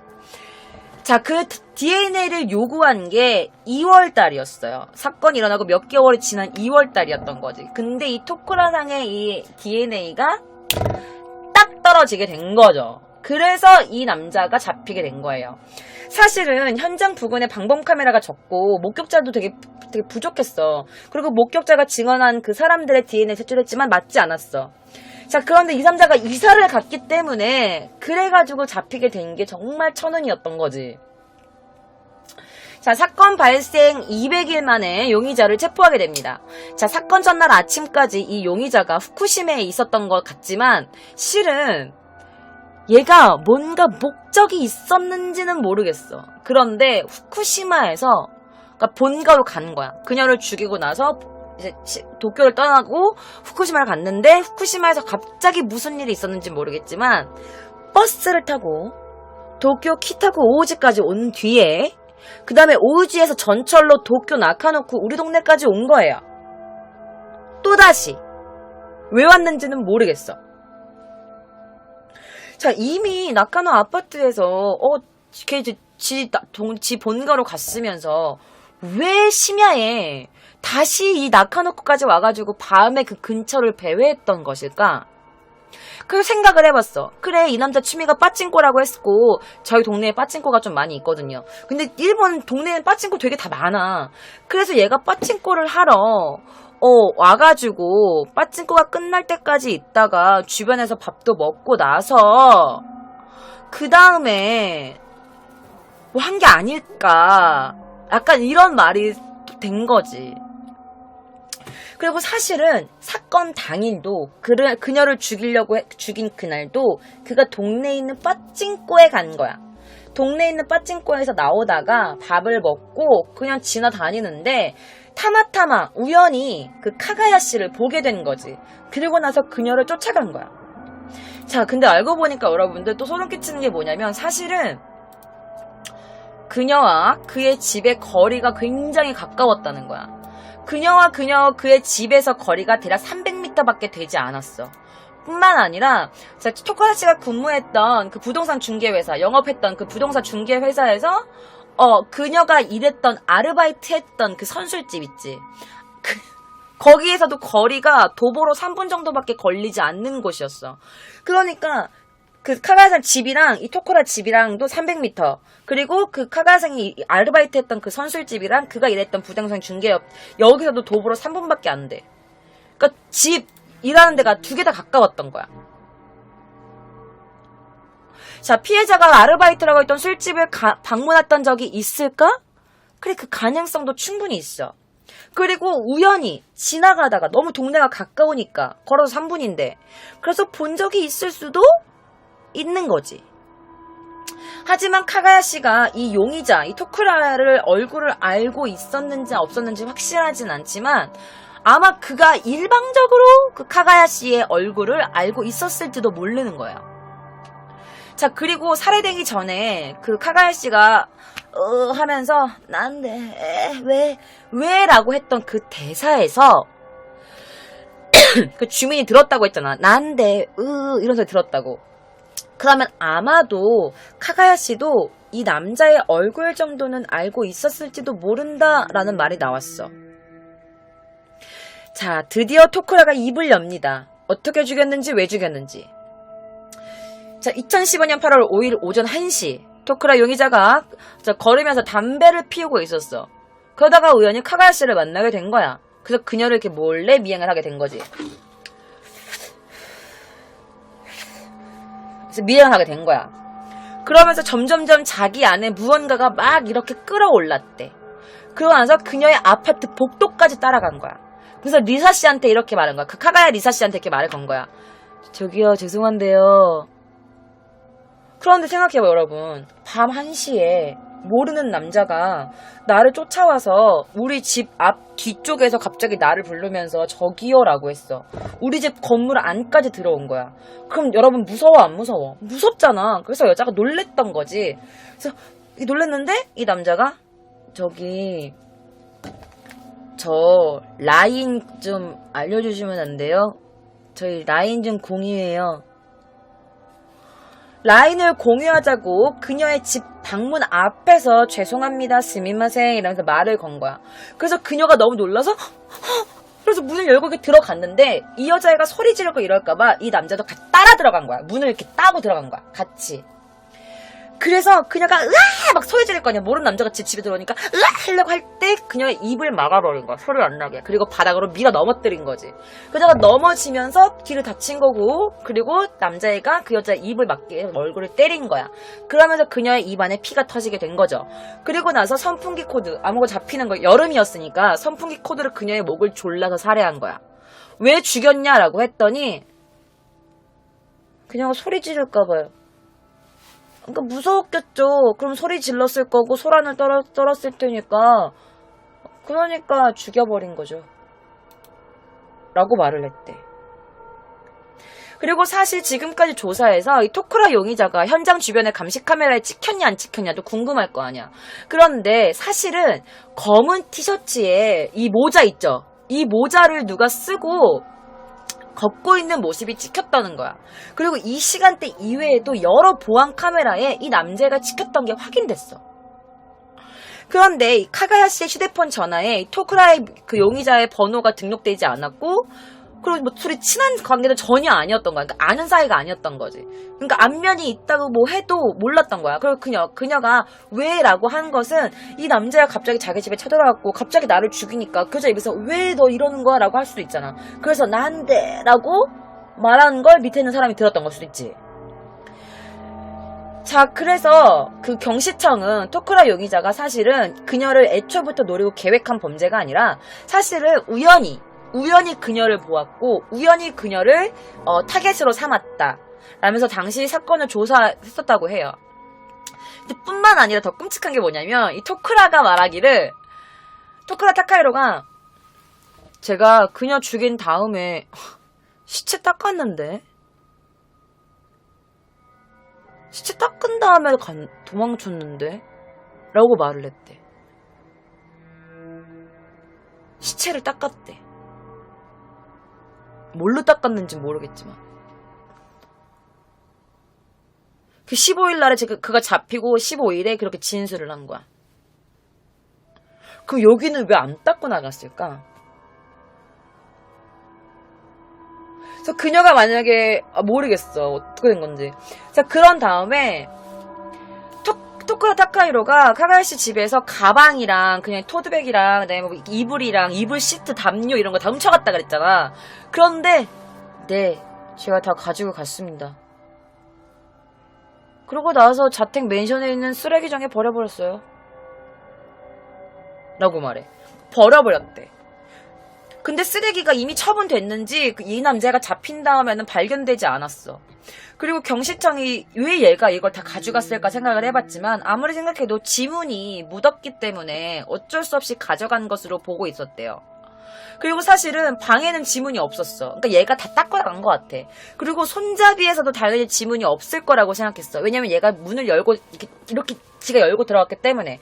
그런데 지문이 없었는데 이게 왜 또 경찰이 그게 이상하다고 생각했냐면 사실은 이게 카가야시 집이잖아. 그럼 우리 집인데 내가 맨날 이 현관문을 열 거 아니야. 그러면은 그녀의 지문도 묻어 있어야 되는데 그 현관문 손잡이에 그녀의 지문도 묻지 않아 있었기 때문에 그래서 이건 아마 범인이 지운 것이다. 그래서 모든 이런 뭐 리모컨이나 아니면 뭐 담요라든지 이런 거 다 가져간 것이다. 뭐 지문이 묻어 있거나 자신의 뭔가 체액이 묻어 있었기 때문에 가져간 것이다라고 경찰이 그렇게 생각을 했던 거지.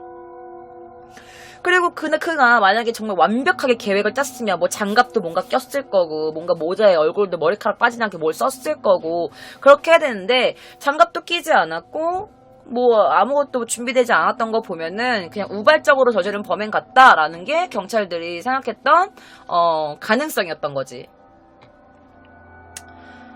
자, 그리고 리모컨을 왜 가져갔냐라고 했어. 그래서 그냥 경찰들이 생각했을 때는 그냥 리모컨이고 나발이고 그냥 걔가 만졌던 것들은 그냥 다 가져가는 거 처분하는 것이 확실하다고 그래야 잡히지 않을 거라고 생각해서 그랬다고 했는데 이런 성격을 보면 그가 굉장히 좀 치밀하고 세밀하고 좀 신경질적인 약간 뭔가 예민한 약간 그런 성격도 약간 엿볼 수 있죠. 자, DNA가 남아있다는 것이 신경이 쓰였으면 왜 입이랑 가슴에 있는 침을 닦지 않았을까도 되게 이상한 부분인 거죠. 그리고 담요나 이불을 가져갔다고 했는데 왜 그거를 가져갔을까? 이건 내가 상상한 건 냄새 때문이었는데 아마 그녀의 시체를 보고 나서 자위를 한 걸 수도 있어. 자위를 해서 그 자신의 남자의 체액이 정액이라는 이런 부분이 그 여자의 침대나 옷에 떨어졌기 때문에 그래서 그걸 가져가서 버린 게 아닐까라는 것도 있는 거야. 그러니까 이 남자애가 집으로 한 말도 그거야. 그냥 내가 만진 물건이 그 집에 있으면 잡힐 것 같아가지고 그냥 다 갖다 버린 거예요. 그러면 그녀의 목을 졸랐던 그 코드는 어딨나? 그랬더니 그거 선풍기 코드? 그것도 그냥 잘라 버렸죠. 내 지문이 묻어있는데. 라면서 그 코드 모양의 그 목 조른 것도 다 버렸다고 합니다. 자, 그러면은 이 리모컨 사건과 연관이 궁금한 거지. 그쵸? 리모컨은 왜 훔쳐간 건가 대체? 다른 카가야시가 살해되기 2주 전에도 다른 토쿠라 씨가 얘가 살고 있던 1층에 사는 여성의 방에서 리모컨이 없어진 거야. 아까는 얘가 범인인지 몰랐으니까 그 카가야시가 살고 있던 한 400m 떨어진 정도의 그 어떤 여성의 집에서 리모컨이 도난당한 사건이 발생했다고 했는데 알고 보니까 그 도난당한 사건의 그 집이 얘가 살고 있던 그 아파트 1층에 사는 여자의 방이었던 거야. 그래서 거기서 리모컨이 도난당했는 거야. 자, 그런데 이 남자애가 에어컨 리모컨에 대해서는 뭐랬냐면 기억이 없는데요? 제가 리모컨을 가져갔나요? 모르겠어요. 아마 시트나 이불 같은 거 가지고 왔을 때 딸려 들어간 거 아닌가? 그럴 가능성도 있죠. 라고 진술했대요.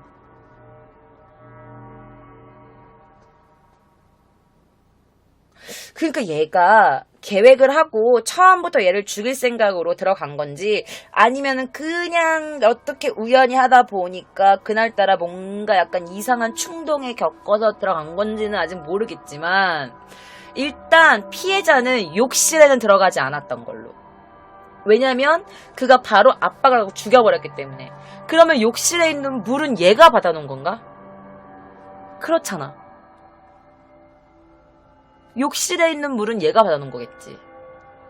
왜냐면 그녀가 집에 들어가려고 하는 순간에 얘가 말을 걸었고 얘가 놀라 들어가는데 얘가 따라 들어가서 죽여버렸으니까 욕조에 물 받을 시간이 없었겠지. 그런데 이 새끼가 지금 또 어떤 방법을 썼냐면 제가 했는데요. 제가 한 게 아니에요. 경찰이 무슨 말이야 그랬더니 악마가 보여요. 악마가 어서 당장 다시 할게요. 이 남자가 머리를 쓴 거야. 어떻게? 정신병력으로. 그러면서 이 남자가 검찰 그 잡아갈 때 이렇게 말해요. 악마가 보여요. 악마가 저한테 말해요. 빨리 그녀를 죽여버리라고. 당장 그녀를 처치하라고. 그런 명령을 받았어요. 내가 죽였지만 내가 죽인 게 아니에요. 라고 말을 한 거야. 그래서 카가야시의 옷을 왜 벗겼냐라고 한 거는 그러니까 그 여자 카가야시가 목욕을 하기 위해 옷을 벗은 게 아니야. 이 남자애가 벗긴 거야. 그래서 옷을 왜 벗겼냐라고 했더니 그녀가 싫어하는 짓을 하면 다시 숨을 쉴 것 같아서요. 뭔 말인지 모르겠어. 그러니까 여자가 하지마! 라고 하면서 죽은 척했다가 다시 깨어날 거라고 생각했다고 말하는 것 같아. 내 생각에는. 그녀가 싫어하는 짓을 하면 숨을 다시 쉴 것 같아서 그녀 옷을 다 벗겼다는 거야.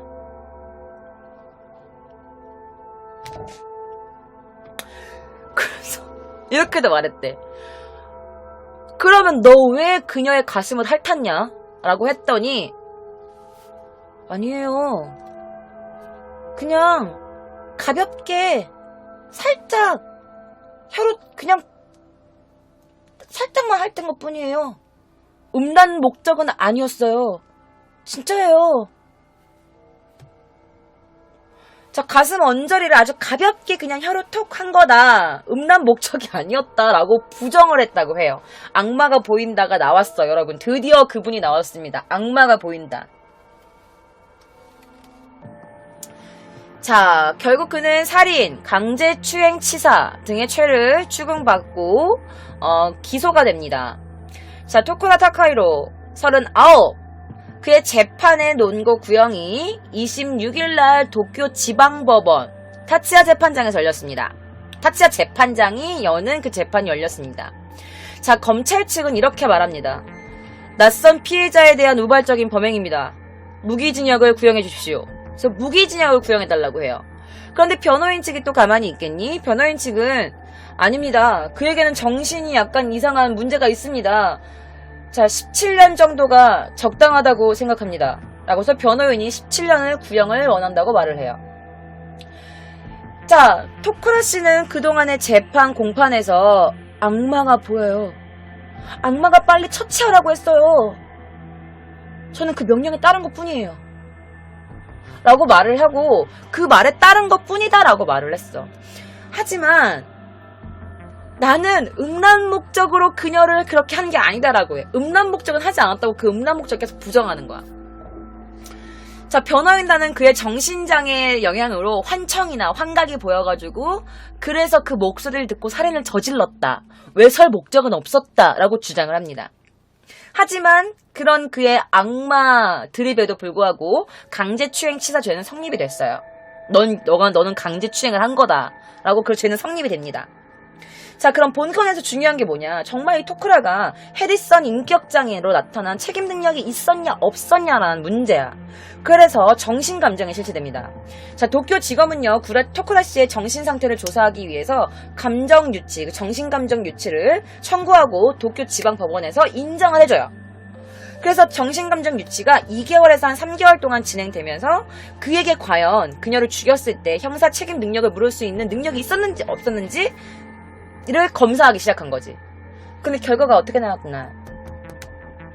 책임 능력이 있었다라고 판결이 납니다. 자, 재판의 판결 공판이 3월 7일에 있었어요. 3월 7일. 그러니까 3일 전이네요. 2018년 3월 7일에 있었던 거야. 이 재판이. 며칠 전, 2, 3일 전에. 좀 쩔죠? 갖고 왔어요. 자, 논거에 앞서서 이제 카가야시의 아버지가 이제 뭐 이 남자를 얘를 내 딸은 죽었는데 이 남자에게 정확하게 판결을 내려주십시오라면서 아버지가 거기서 사형을 요구했다고 해요. 당연하지. 내 이제 예쁜 딸, 그렇게 예쁘게 25살 얼마나 꼽히는 예쁜 얼굴, 예쁜 나이니. 근데 거기서 누군가를 죽임을 당했으니 아버지 입장에서 당연히 얘가 사형당하기를 원했지. 그런데 갑자기 얘가 최종 의견 진술에서 이 토크라가 뭐랬는 줄 알아? 저는 저의 죄를 진심으로 반성하고 있습니다. 저는 정말 2번 다시 똑같은 죄를 뒤풀이하지 않을 것을 맹세합니다. 저 정말 속죄하고 있습니다. 잘못했습니다. 라면서 막 잘못했다고 막 또 이렇게 말을 했대. 어쨌든 기소 전에 정신감정에서 토크라 피고가 책임 능력에 문제가 없다고 판결을 받았어. 그런데 변호인 측은 끝까지 그가 보이는 환상, 환각, 환청 이런 등의 영향 때문에 그런 거다라면서 계속 우기면서 징역 17년 정도의 관대한 판결을 내려주십시오라고 끝까지 주장을 했어. 그러나 사건 전후에 있는 후쿠시마 도쿄에서 봐봐.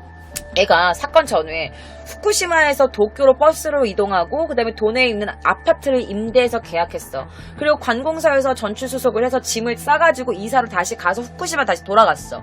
근데 이런 행동들을 다 했던 거 보면은 일상생활에 지장을 줄 정도의 심각한 약간 정신적 문제가 있는 애는 아니었던 거야. 그러니까 상황 판단 능력이 있었다라고 나온 거지. 그리고 막 범행할 때만 누구 죽일 때만 갑자기 악마가 내려와가지고 막 나한테 죽여라라고 했다는 게 약간 조금 무리가 있다라고 이제 그 결론이 나온 거지. 그리고 사실 살해 후에 그녀의 옷을 전부 다 벗겨서 전라의 상태로 만든 다음에 그녀의 가슴과 그녀의 입술을 핥는 행동도 음란 행위가 주된 목적이지 악마의 속삭이고 악마가 막 핥아라 막 이래서 그랬다는 게 그가 만들어낸 거짓이다, 억측이다라고 이제 그렇게 의견이 이제 모아지기 시작합니다. 다행인 거죠. 자, 이거는 그녀가 살아있을 때 그녀의 모습이에요. 너무 귀엽고 예쁘죠. 자, 도쿄지검은 감정 유치 결과, 정신감정 유치 결과 형사 책임 능력에 문제가 없다고 판단합니다. 그리고 이렇게 말합니다. 피고인의 진술은 부자연스럽고 도저히 신용할 수가 없다. 외설 목적으로 침입한 후 저항을 하는 자해를 살해하기까지 이르렀다. 그저 지나가던 피해자를 노린 괴한적 범행이며 심한 고통을 주는 잔인하고 지극히 악질적인 범행이다. 라면서 단죄했다고 합니다. 자, 그녀의 아버지는 이렇게 말을 했어요. 자, 배우라는 미래의 꿈을 가지고 열심히 걷고 있던 내 딸의 그런 인생이 이렇게 불합리하게 죄송해요. 이렇게 누군가에 의해서 불합리하게 끊겨버렸습니다. 정말 억울합니다. 그녀의 아버지가 이렇게 말을 했다고 합니다. 자, 도쿄 지방법원 재판원 재판은요, 2018년 3월 7일 원래 1심 판결대로 무기징역을 선고합니다.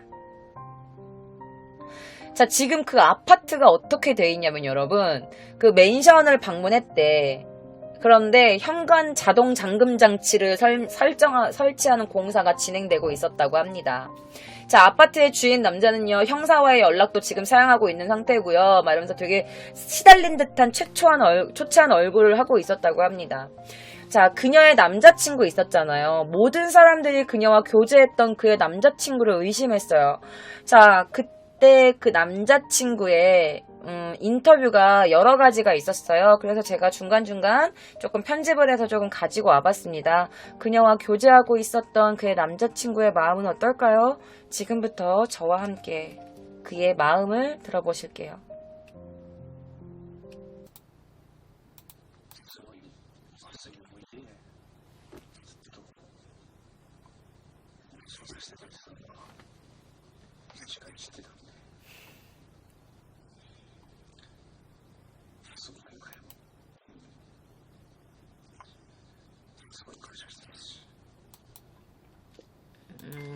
그래서 그가 말하기를 굉장히 뜨거운 뭔가의 기억이었다 말을 했습니다. 그리고 형사분들이 계속 수사를 해주고 계셨다는 건 알고 있었습니다. 그것에 대해서 굉장히 감사드리고 있어요 라는 말이었습니다. 자, 그러면 계속해서 그의 인터뷰 보시도록 하겠습니다.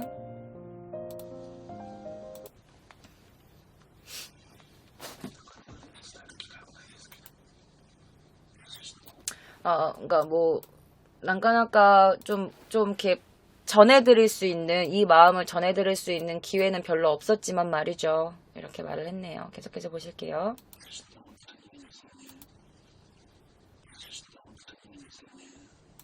투쇼토노 샷신가 혼돈이 나인데스요네. 이게 무슨 말이냐면 이 여성 자기 여자친구와 둘이 찍었던 사진이 진짜 없어요 라고 말을 하는 거야. 그러다가 딱 한 장, 그녀와 사귀었을 때 교제했을 때 찍었던 사진이 딱 한 장 있어요. 지금부터 나올 거예요.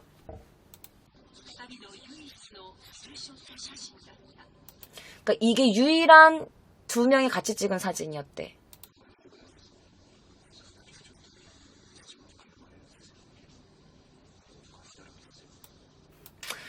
이 사진밖에 없었어요 라고 말하는 거야. 이 사진밖에 없었어요 라고 말하면서 그게 너무 후회가 된대. 후회밖에 없대. 왜 이거 한 장밖에 찍지 못했을까? 왜 사진을 더 많이 찍지 않았을까? 그래서 그런 후회하는 마음이 가장 큰 것 같아요. 자, 그리고 나서 사건이 해결됐어. 그런 다음에 이제 이 어떤 기자가 이제 이 남자친구한테 전화로 그 약간 심증을 말하길 인터뷰하는 장면인 것 같아요. 그 장면 저와 함께 보실게요. 信じてきたんで捕まると信じてたんで頑張ったねって言ってあげたいです。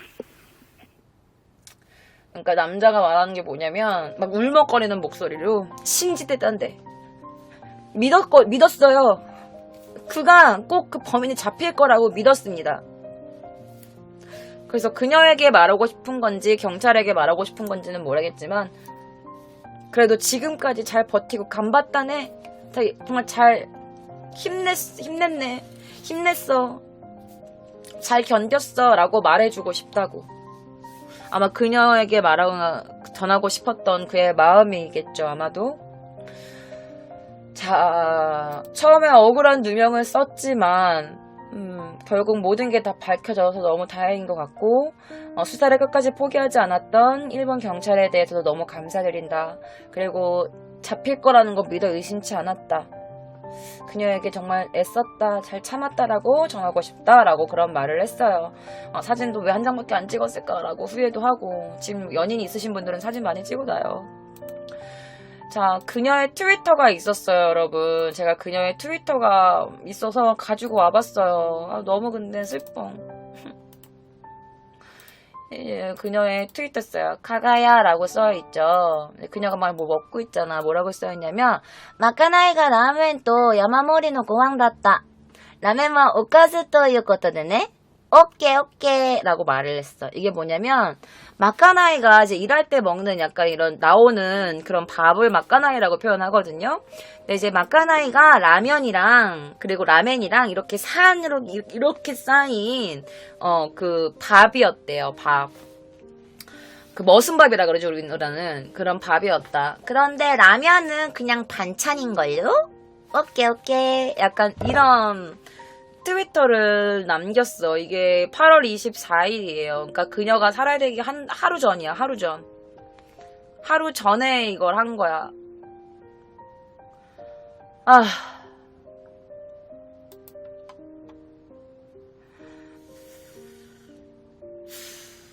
그녀의 아버지가 이런 말도 했었대. 그 재판할 때 아버지가 우리 딸 리사는 배우의 꿈도 이루지도 못했고 이제는 잠깐만요.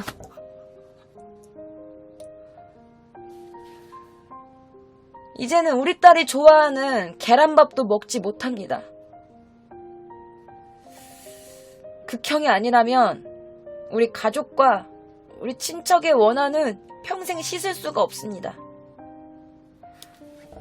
하면서 사형을 요구했던 그녀의 아버지. 근데 그녀가 막 뭐 먹고 있는 모습이 있어서 가지고 왔어요. 그러니까 우리 딸이 좋아하는 계란밥도 이제 못 먹는다라는 그 아버지의 그냥 말 한마디가 되게 막 뭔가 나를 막 건드려요, 여기를 계속.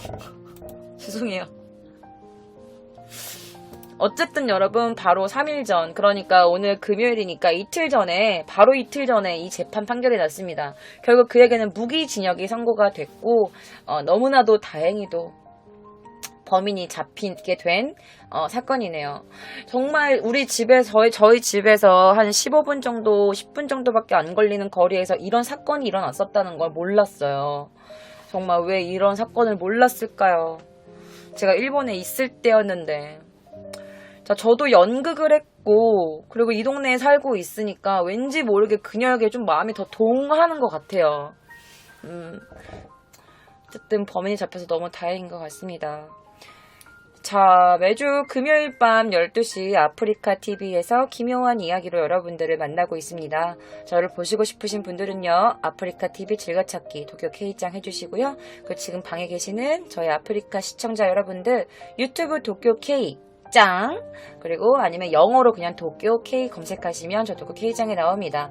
더 많은 영상과 유익하고 재미있는 영상 많이 있으니까 구독해주시고, 지금 이 영상을 보고 계신 여러분들 좋아요 그리고 힘나는 댓글 달아주시면 도쿄 K짱의 다음 주도 으쌰으쌰해서 준비해서 올 수 있을 것 같습니다. 자, 그럼 긴 밤 듣느라고 고생 많이 하셨어요.